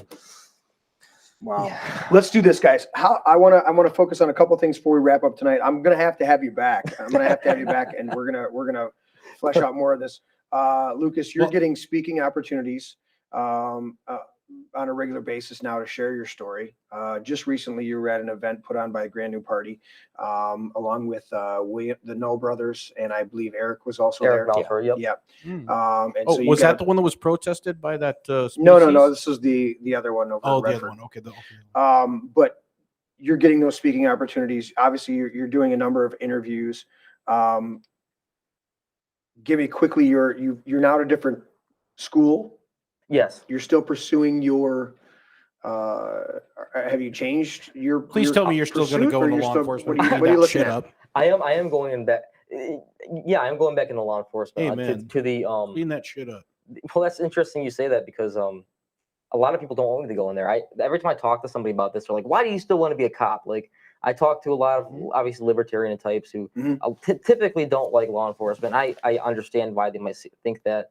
And people say, well, you can't change the system from the inside. You have to do it from the outside. I don't Right, agree. mhm. I think you can change from the inside. You gotta have some good I want to people. be the fucking chief of police. I want to be Right the on. very tip top and then change it. I mean, the thing, it changed And somehow. then run for president. You know, What's yeah, that then date I'll be again? president, right. We'll look at that date. Well, it's funny because almost every attorney that Lucas has had contact with has come to me and said he should be an attorney. And I, And every politician that he's had contact with said he needs to get into politics because we need guys like him. Right. Mhm. Every single one. And you had proof positive of that at the Grand New Party. yeah, they want me. event. They want me to run for Yeah. representative and stuff at that event. I And a was like, very conservative representative, one of the That's where leaders in the legislature came up to Lucas and said, you consider running for representative? Who's your Mm-hmm. representative? And Lucas told him, and he's like, we got to get you. we- And he we was, could he house that. contacted him the next day. He was following up. Mhm. So, Yeah. um, Bottom line is take that time to meditate, talk to the Lord and say, all right, what am I supposed to do? Because if you don't, there's a lot of things you can have an aptitude for that your gifts and talents can be plugged into, but finding out what your true center is, your true base, and what your true calling is the only place you're going to be fulfilled. And you're so strong-willed and so self-assured, confident. well, I have a lot of ambition. Yeah. And that if you don't find that spot and pursue it, no matter what it is, you're going to put yourself in a place where you're not fulfilled and not happy. And then that becomes self-destructive. So yeah, you've got all those. You could be a lawyer, you could be a politician, but what's your heart ambition? And that's something you've got to work out. So future aspirations, you're working on that. You're still pursuing this. You're at a different college. We won't cast aspersions either one way or the other on where you're at, but I'm I mean, assuming does it matter? I don't think it matters. Does it? but it's a better campus life. Let's just put it that way. Yeah. I'm in a fraternity and everything. Yeah. Okay. Mhm. I wanted to ask you guys as we're wrapping up tonight. Skulls and bones. That's how the presidents got there. Oh, yeah. actually, Thanks. you know what? It's coincidentally, so we'll give a shout out to Delta Tau Delta, which is my old. Oh, I don't know if we should do that. Okay, we'll cut that out. He's just a pledge right now. It's an apolitical thing. I don't think we should. I don't like bringing funny you politics into mentioned the that. fraternity. I'm pleading Skull and Bones. Skull and Bones. Okay, so he's pledged the Skull and Bones Society. Yeah. Yeah, That's we so meet secret. Throw that in we there. meet at the It's so Bohemian secret, we Grove under the owl statue. That'll get the conspiracies going. You'll be getting hate mail for years. Oh, we've already got that. We directed to Larry. Larry gets the hate mail. No, speaking of Alex Jones, who blew Yeah. that all away, I played the ad at the break Yeah. about that game. We'll have to get your remote in and play that. Yeah. Oh, Lucas yeah. is going to come and do that with Do us. some gaming stuff. Yeah. I want to touch on real quick before we finish up tonight, and I definitely want to have you guys back because there's far more to that story. I've already made the offer to you, Mark, to come back to our Veterans Long Table when we start Yes, to launch please. that. I'd be honored to do That that. would be a great time. But I want to deal with this. You went through a divorce. You said 2012, Yes. and so you really got tight. You and your sons. You guys. Form this bond. You butt heads, men. The young bulls fighting with the old bull. But ultimately, how much did this incident, your 3 months in jail, and then your 3 years on a tether? Is that correct? yeah, practically, yeah. Before it finally it was dismissed, right? Yeah, it was, Ultimately. it was dismissed after 4 years. Yeah. Because you guys just kept standing your ground. You did, of course, Dad's standing with you, but you're fighting this and you're saying, no, we're not taking a deal. We're not doing this. We're not doing this. This is fucking wrong. It should have never been here in the first place. And you finally, it gets to the point where it transpires, and we could go over that in a whole nother show, but it transpires to the place where it's finally like somebody comes to a point of reason and says, yeah, this is stupid. It needs to fucking go away. Whether the district attorney or the prosecuting attorney relents, or the judge finally says, enough, you put this family through Yeah. this. What's the highlight of that? How did that briefly go down? Give me just a minute on that, and then I want to talk about family as we're ending up the show. I want to, and this is a traumatic experience for your whole family. Yeah. But Who made the decision to who finally made that pull the final plug decision to on chasing kick you? it out? Well, to drop the case. Yes. Yeah. So basically, what happened was the trial was going to go forth.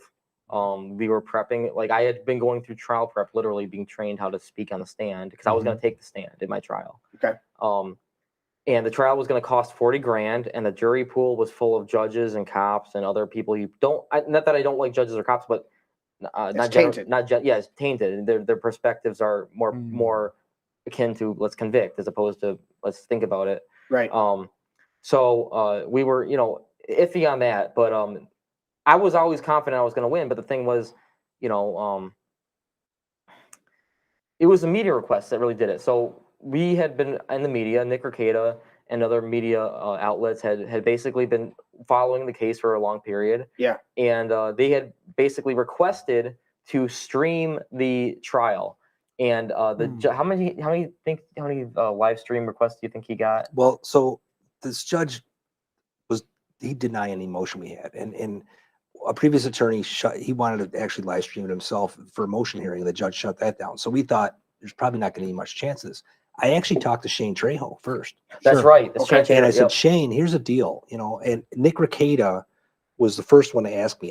He wanted to live stream it, and Nick had more people watching the Rittenhouse trial on his show than Court TV did. Court TV, it was pissing them off. They were shutting them down. Yep. Remember that? Yep. So Nick's like, I want to live stream. I want them to show their ass to millions of people. I'm like, yep, right on. Nick's a bulldog. Yeah. So I called Shane. I'm like, how do we do this? And he says, it's a 1-page deal. He walked me through it. And so it started to give me an idea, like, if we have more than one or two of these, this could be hard for the judge to say no if he's getting a few more than that.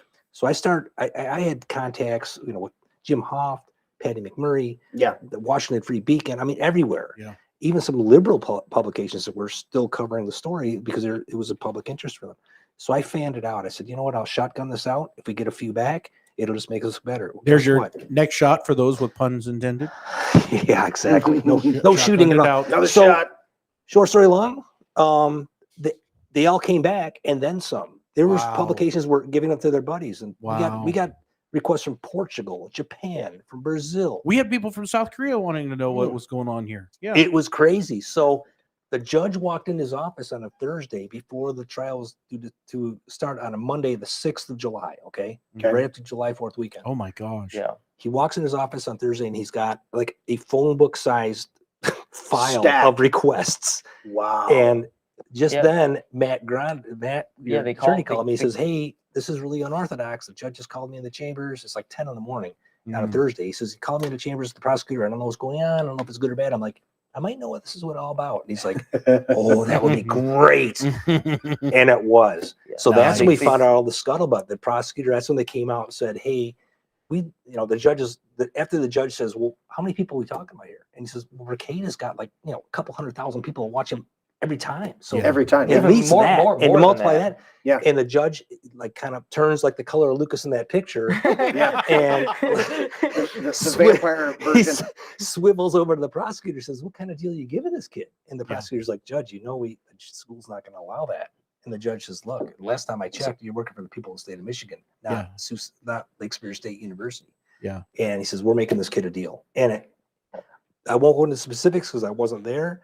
I can only paraphrase to say the judge, even though judges don't do this, said we're going to make this deal. And the prosecutor, knowing that he's the only judge they see in Sault Ste. Marie Circuit Court, 51st Circuit Court, basically agreed to HIDA, which we'd asked for from the very beginning. Hold on, stop. We do this. I don't think cut or something, anything, but every time we go into an interview and we mention HIDA, I think HIDA's fucking useless to mention because the point of HIDA is to erase it. So I don't like mentioning it. The point of it is to say that it was dropped. Well, I understand that too, but my son benefited from that because they raised the age limit to 23. Yeah. And at the time he got charged. I just hate mentioning it because it's like it's the point of it is to say that there was just basically they did just lose. I mean, essentially that's is what happened, but it's also a way for them to save face. Yeah, and I don't want them to save face. Like it just. I get that. I get that 100%. And I think this part of the discussion is good because you're saying, look, you guys were wrong from day one. You're hiding behind this statute to wiggle your way out of this, but you were a bunch of fucking assholes to me. Have you guys? So that's really the culmination of it. Not only that, but there's an ignorant populace out there have no fucking clue what you're talking Yeah. about. So Yeah, this what's a basically, HIDA? basically what the rule is, it says we're going to dismiss this case with prejudice. Can never come back. We're going to seal it, and we're going to expunge everything else out there. So basically, it never happened. Okay, that's Oh, the I way it see. is. However, no matter what happens, even if you get a case expunged, from my knowledge, there's still a record of a felony arrest that the military, any college, Oh, sure. and any police department, any law enforcement agency can see. So regardless of this fact that Lucas didn't do nothing wrong, Right. and it was eventually, after 4 years was You're was pissed finally- because you didn't they get a full acknowledged that. exoneration and a Right. public statement saying, Well, yeah, And- I was gunning for a trial the whole. I was ready to face the cannon in front of my face, but it was only when this the judge wanted to drop the case at the end that I well, decided. and even still, Lucas did not. He was adamant. He wanted to go to trial, Mhm. and he wanted to throw it back at him. yeah, and say, you fuckers mess with me. direct 'Cause fire, I grape shot. I typed in Lucas Gerhard case and it comes up immediately. Yeah, it comes up immediately, and there's no exoneration. Yeah, we've either. talked to Mhm. Shane. In fact, I chatted with him a little bit. Just we need to get some closure on this. Is story. there any, because of the agreement, is there, I don't Gag want to order? speculate, but there are, I mean, it's hard when it's a state or a county. In civil, there are some states that have automatic slapbacks. to Oh, where yeah. You came after me and you were wrong and you were proven wrong, or the judge said it. And so it's automatic. You got to cover you guys are out. Well, Michigan I- doesn't act like I that. You have to go through it. quickly realized that lawsuits are a fucking lost cause unless they're pro Mhm. bono. I would have to come up with $500,000 to sue anybody over anything that would Right, cover right. any. Not that I expended anything personally. We had $100,000 in donations from American Patriots. You shelled out 20 grand for the bond plus everything that came with the tether and all that. I shelled out a lot more than that. But Well, for yeah, the bond, it's expensive. I said for the bond Oh, yeah. plus Yeah. plus But you everything else got- after that. You got that back at the end. No, not all of Oh, it. no, they take 2%. 10 or 20%. I can't remember what. They took a couple grand off the 20 Wow. for Just a bunch of administrative fucking fees. scams. Oh, it's a wild thing. Yeah. So Wow. I know a good way we're going to close this up, but I'll just say that Lucas, you asked the question about how this affected. Yeah, that's what I want to get to is Okay. the family dynamic. Seeing him grow, the resiliency that he showed Mhm. during this whole saga Yeah. was impressive, to say the least. Now, granted, we were going through the whole Wuhan flu hysteria and everybody was on lockdown anyway, right? Right. But, which is, in a way fortuitous for a couple of years, but he was going through this for I was 20 already years. in it for 8 months when that You know, happened. and still That's funny, yeah. and with the whole the mental and emotional trauma of I have to keep reminding myself, number one, he's dealing with diabetes, and then that was all over the place because it's stress, it's stress affected, Mhm. and he's dealing with thinking, am I going to ever see a life? Because you don't know. Even going to trial, Yeah. our chances of winning a trial were probably pretty damn good. In fact, we know they were, but there's still that wild dice Still roll. a So- variable because of the liberal Yeah. courts that we have and the exactly. leftist So judges. Well, up the fact until that the- I was even charged in the first place was a bad. up until the very last Yeah. day, in July, we were assuming we were prepping to go to trial. We'd spent 2 weeks. He spent 2-3 weeks up in Saginaw, going through mock trials, preparing to take. He wanted to take the stand. They wanted him to take the stand. Did you have to get permission? Was he on house arrest? Yes. Yeah, well, I had So to then you get, have to get permission to I had a call and go in the everything. backyard to Yeah, take a with the piss. tether, the situation, and there's a whole host of ridiculously withering stipulations. We'll go One into of that them next was, time, I think. yeah, Yeah. he could not leave the house unless he had a legal or medical appointment, which are rare. So I had to call it in. We drive up to Right. Saginaw, they track it, and we drive right back. So are you shut down from being able to work or? Yeah, no, I this is something I think we should definitely go into the next time because I couldn't do anything. No I work, no lit- school, no church. I couldn't leave nothing. I couldn't leave the house. If I left one time my garbage can, you put the garbage can across the street and the neighbors because the truck we missed the truck. I couldn't go across the street and grab it. because of the tether Because zone. it was at the Yeah. tether. Yeah. Oh my I mean, gosh. I couldn't do that for 4 years. From 2019 to 2023, basically. No computer, no smartphone. That's No, I had easy no, for a no 20 yeah, something. no contact. I could. What? They said I couldn't use technology without the internet. I begged them this. I said, look, at least let me get a metered computer in my home where he can get online and do courses or do online church, whatever he wants. So what are you doing? Reading books? I watched a movie. My friends came over. Basically just shit talked the government the whole time and talked. He did read books, which was encouraging for me too. Did I? I don't. Yeah, she did. I did. Did you That was at one least- positive thing? I read a lot of books in jail. Did you at least have a console with some? You couldn't. No, that was. I couldn't use. I said I couldn't use technology without the internet. Yeah. Not saying that I Wait, wasn't. No, let me put it like this. I wasn't. I was told I was not allowed to do those things. Yeah, and I mean, I was. You said twice without the internet. Don't you mean you couldn't no, use technology with that or without. had internet connection? No, with or without. the I even internet. asked like streaming or services without? like Netflix, Amazon. Really? Yeah. Like no, I couldn't. I was not allowed. I was prohibited from using any sort of that had technological device. Wi-Fi or internet Capabilities. capabilities. Yeah. And you know Not what it even was? a fucking GameCube. Yeah, Play some I have 007? I have a GameCube, and yeah, I was technically prohibited from. I just say I didn't use I it, heard but technically. I was prohibited from using that. What they were doing did was it. just putting the thumb screws down. I mean, Yeah. like even Ricada had a show. He had a big round table with a bunch of guys, remember? And they were saying, "Geez, you know, if I was a prosecutor, I'd give him 3 cell phones and computers. I'd want him to be out there and incriminating himself repeatedly." Exactly. And I probably would have. I probably Possibly, would yeah. have. No, it no, worked out I, well. I would have Then actually. it worked out well. Because you'd have been ranting and raving and telling Because I him would to have go been fuck pissed off. off. Yeah, I would Yeah, have been sure. super pissed.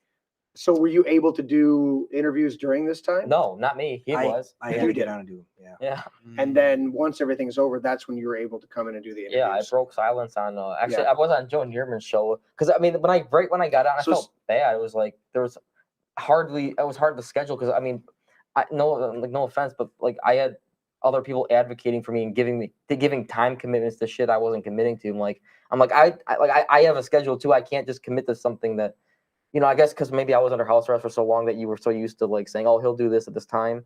But I had just gotten out and I wanted to do my own You're stuff. like, I need to breathe. Yeah. Leave me. So like I was basically being told to do things at certain times. I'm like, I didn't make these plans. Well, you're going to push back on that because you've just been controlled for all that Yeah. time. Which he did. And so it it just worked out with Joe Neerman doing the first one, and then after that was Ricada. And actually, I think I pissed off the Gateway Pundit because they wanted to have the exclusive at first, which I was gonna give to them, but the timing didn't work out. And then eventually, for some reason, they just didn't want to do the interview because they didn't get the first shot, which kind of tells me where their priorities are. You know, Well, because and they we didn't had get you the- here for the telethon. Yeah, which Yes, was yes, yeah. which that was way after. But Yeah, yeah, this Yeah, is way we're after. talking like This- right at the time he was released. And I talked to Patty, and she was gracious That about was it. June 23, Yeah, and I had July. set up July I 23. had set up I was kind of like his press secretary. You know, I set up an interview, and it was a big deal. I mean, they're gonna break it, and then Joe Neerman on the back channels. I didn't even know about it. I don't think at the time. He asked Lucas if he'd do an interview. Lucas was like, sure. So he went in and did an interview with Joe, who's a great American. Love him. Yeah.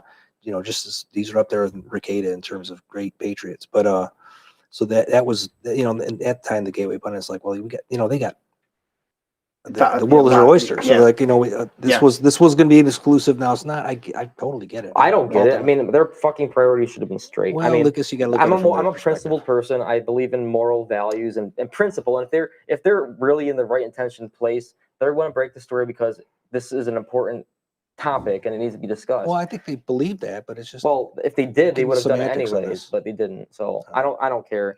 Like So- I said, I'm jaded. You know, let me end this. I would have with- never picked that up, Lucas. That you're. No. Yeah, he's resilient. He is Yeah. resilient. Right. no well, patience anymore. Gentlemen, this has been a great interview. We've got to do a part 2 again. I mean, you've been here already before, but having Yeah, the two of you actually, sit down I wanted to ask about that with I had the slot. This is the second time you've been here for a show. Third time you've been here physically. The second time with the original interview, having that powerlessness of not being able to speak out for so long and being muzzled, and then us having a show with you where we sat you on a couch for almost an hour and didn't let you speak until because we had technical issues. Right. How did you handle that? And I'm glad that you came back. Well, I was understanding because I appreciate every second. Anybody who gives me the opportunity, especially after all this, because like I just said Yes. about the whole exclusive thing. Yeah. I know your guys's your principles are in the right place. Like you don't care about the exclusive. Like I've told this story before. Mhm. You know, you're telling it because it's important and it matters, and people need to hear it still.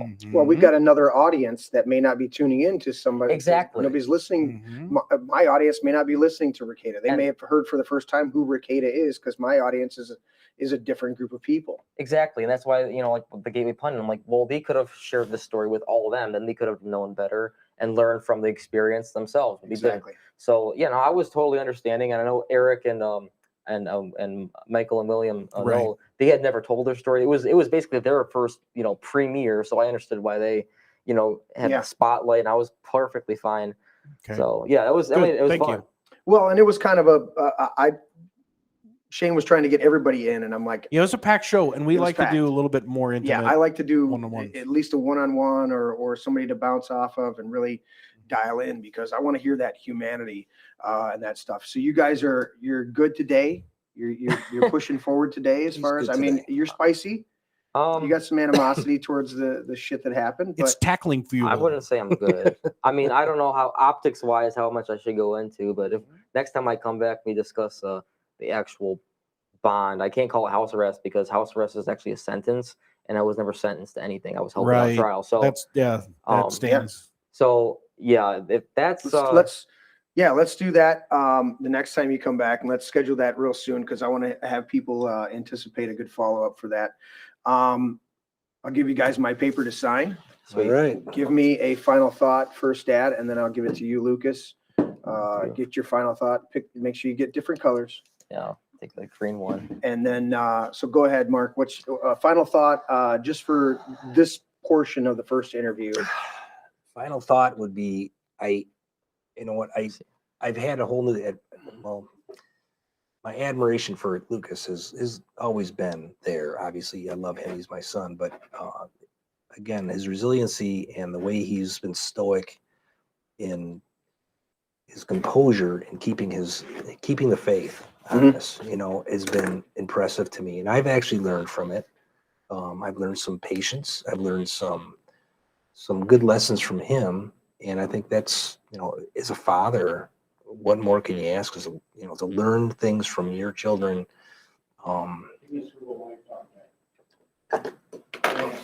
He's got an overhead on you.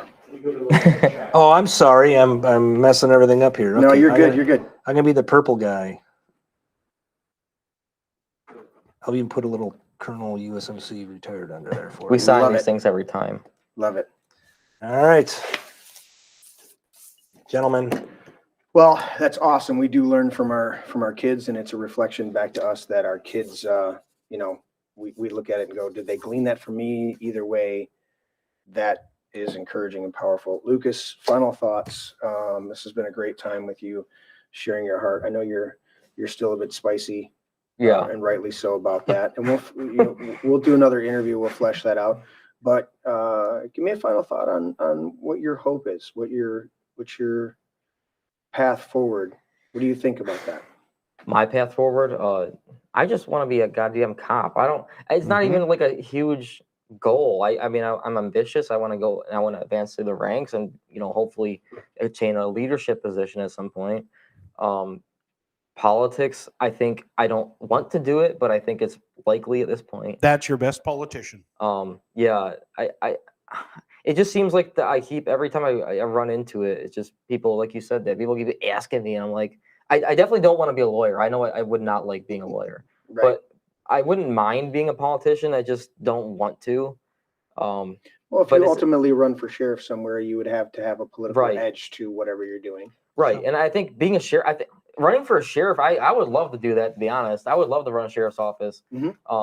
I think that would be great, and I think I'd have my priorities straight. And as far as the Constitution, because you know, sheriff's office is in the Constitution, so you know, you know, you need a county sheriff, and I think that I would think I would do a good job as long as I knew I deserved it. Like I wouldn't want to do it now because I don't have enough experience. I would want to take time in the office, and Right. I hate when people like. I almost, in a way, hate that sheriffs are elected in the first place because sometimes I feel like they don't even deserve it. You know, I feel like imagine electing a general into the military. The Romans did that for a lot of time, and that a lot of time that didn't work out very well for them. So, but I want experience in the field, and then I want to become a leader in that field. Well, that's what you hope for, is that your sheriff has that experience in the field and that he's done an honorable job up to that point. And then when he's elected, that the purpose of that election is to let him know that his accountability is solely to the populace, to the people that are electing him. And that puts that sheriff's chief, the sheriff elected by the people, is the highest law of the land. The FBI, And all there's these some other people. there are some that are fully Dar Leaf is one of Darley's those phenomenal. Yeah. We've got a Incredible great man. sheriff here in Livingston County. the best. And so there's a number of them out there, and we know across the country, we've got a number of them Right. active and retired. And so that's your ambition. But the bottom line, no matter how far you go, we need good men in law enforcement who have actually been on the other side of those malicious, unfounded prosecutions, because they're the ones who are not going to cross those lines, Right.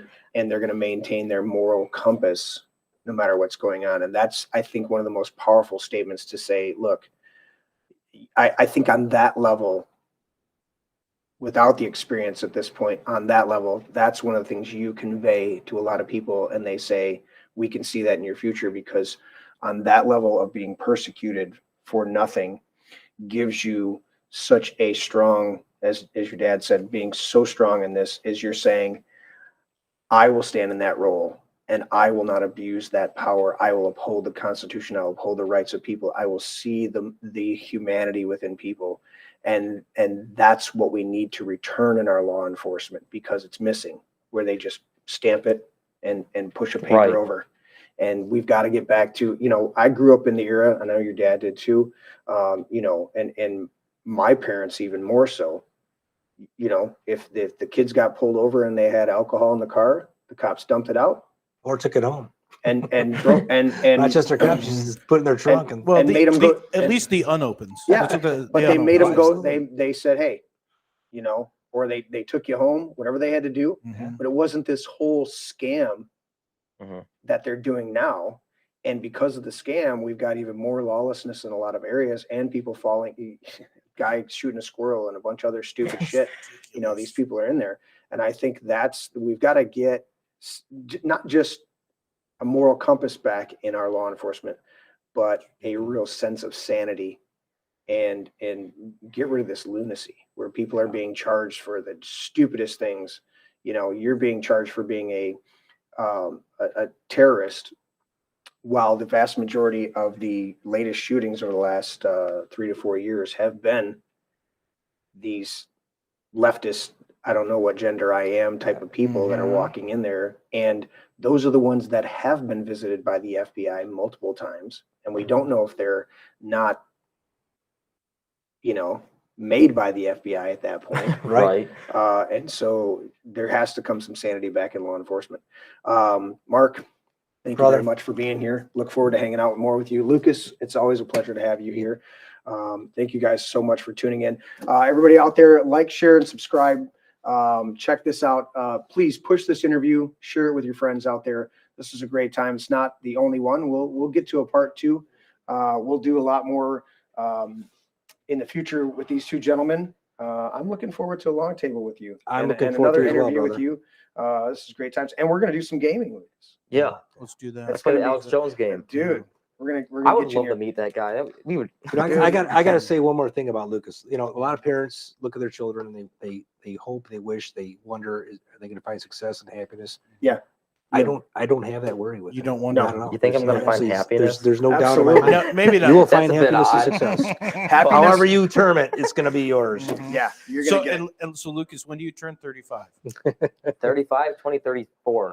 2034? Perfect, because that makes the November 2030. Wait, what month? August.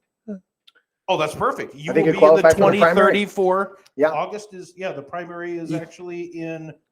I don't know if he he'll, wouldn't make it March. I don't know if he'll be running March. for the So- specifically for the United States of America. It might be the United Republic of some northern area. Some Northern If- Confederacy if- or something. Yeah, like- if the So no, you actually might have to wait till 36. So you're going to it declare. may be a different. the Midwestern Coalition. It may be a different constitution at that time, made Might up of be. different states. Might be. Well, I plan to still be alive, so you got my Spectacular. Gerhard vote in 36. Yeah. All right, set your Yeah. schedules, everybody. I'll be on the 36. ballot. All right. Sounds good. Thank you guys for tuning in tonight so much. Take us out, Tim. We'll see you later. Yep, go to the cave. Hoorah. All right, thanks guys for tuning in. You know the routine. I'm going to throw up the close here. Oh, I wonder if it's going to play when I push the button.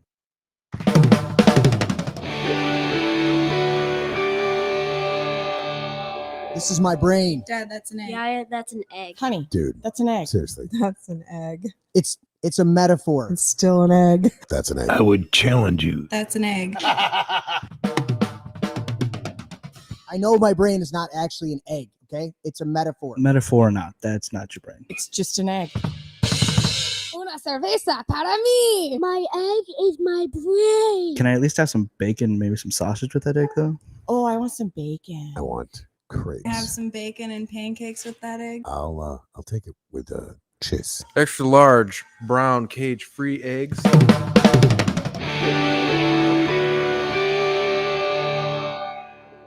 Can I have your brain with hot cakes? A little sausage and a little toast and potato. That would be great. Does it have antibiotics? I don't know, man. I'm not good at this shit. Well, they got to be able to resist some diseases. You resist the disease. Has it got any hormones? Maybe. It's cage free. Vegetarian? Maybe. Are they vegan? No, I eat steak. Never apologize and never explain. Never apologize. Never apologize and never explain.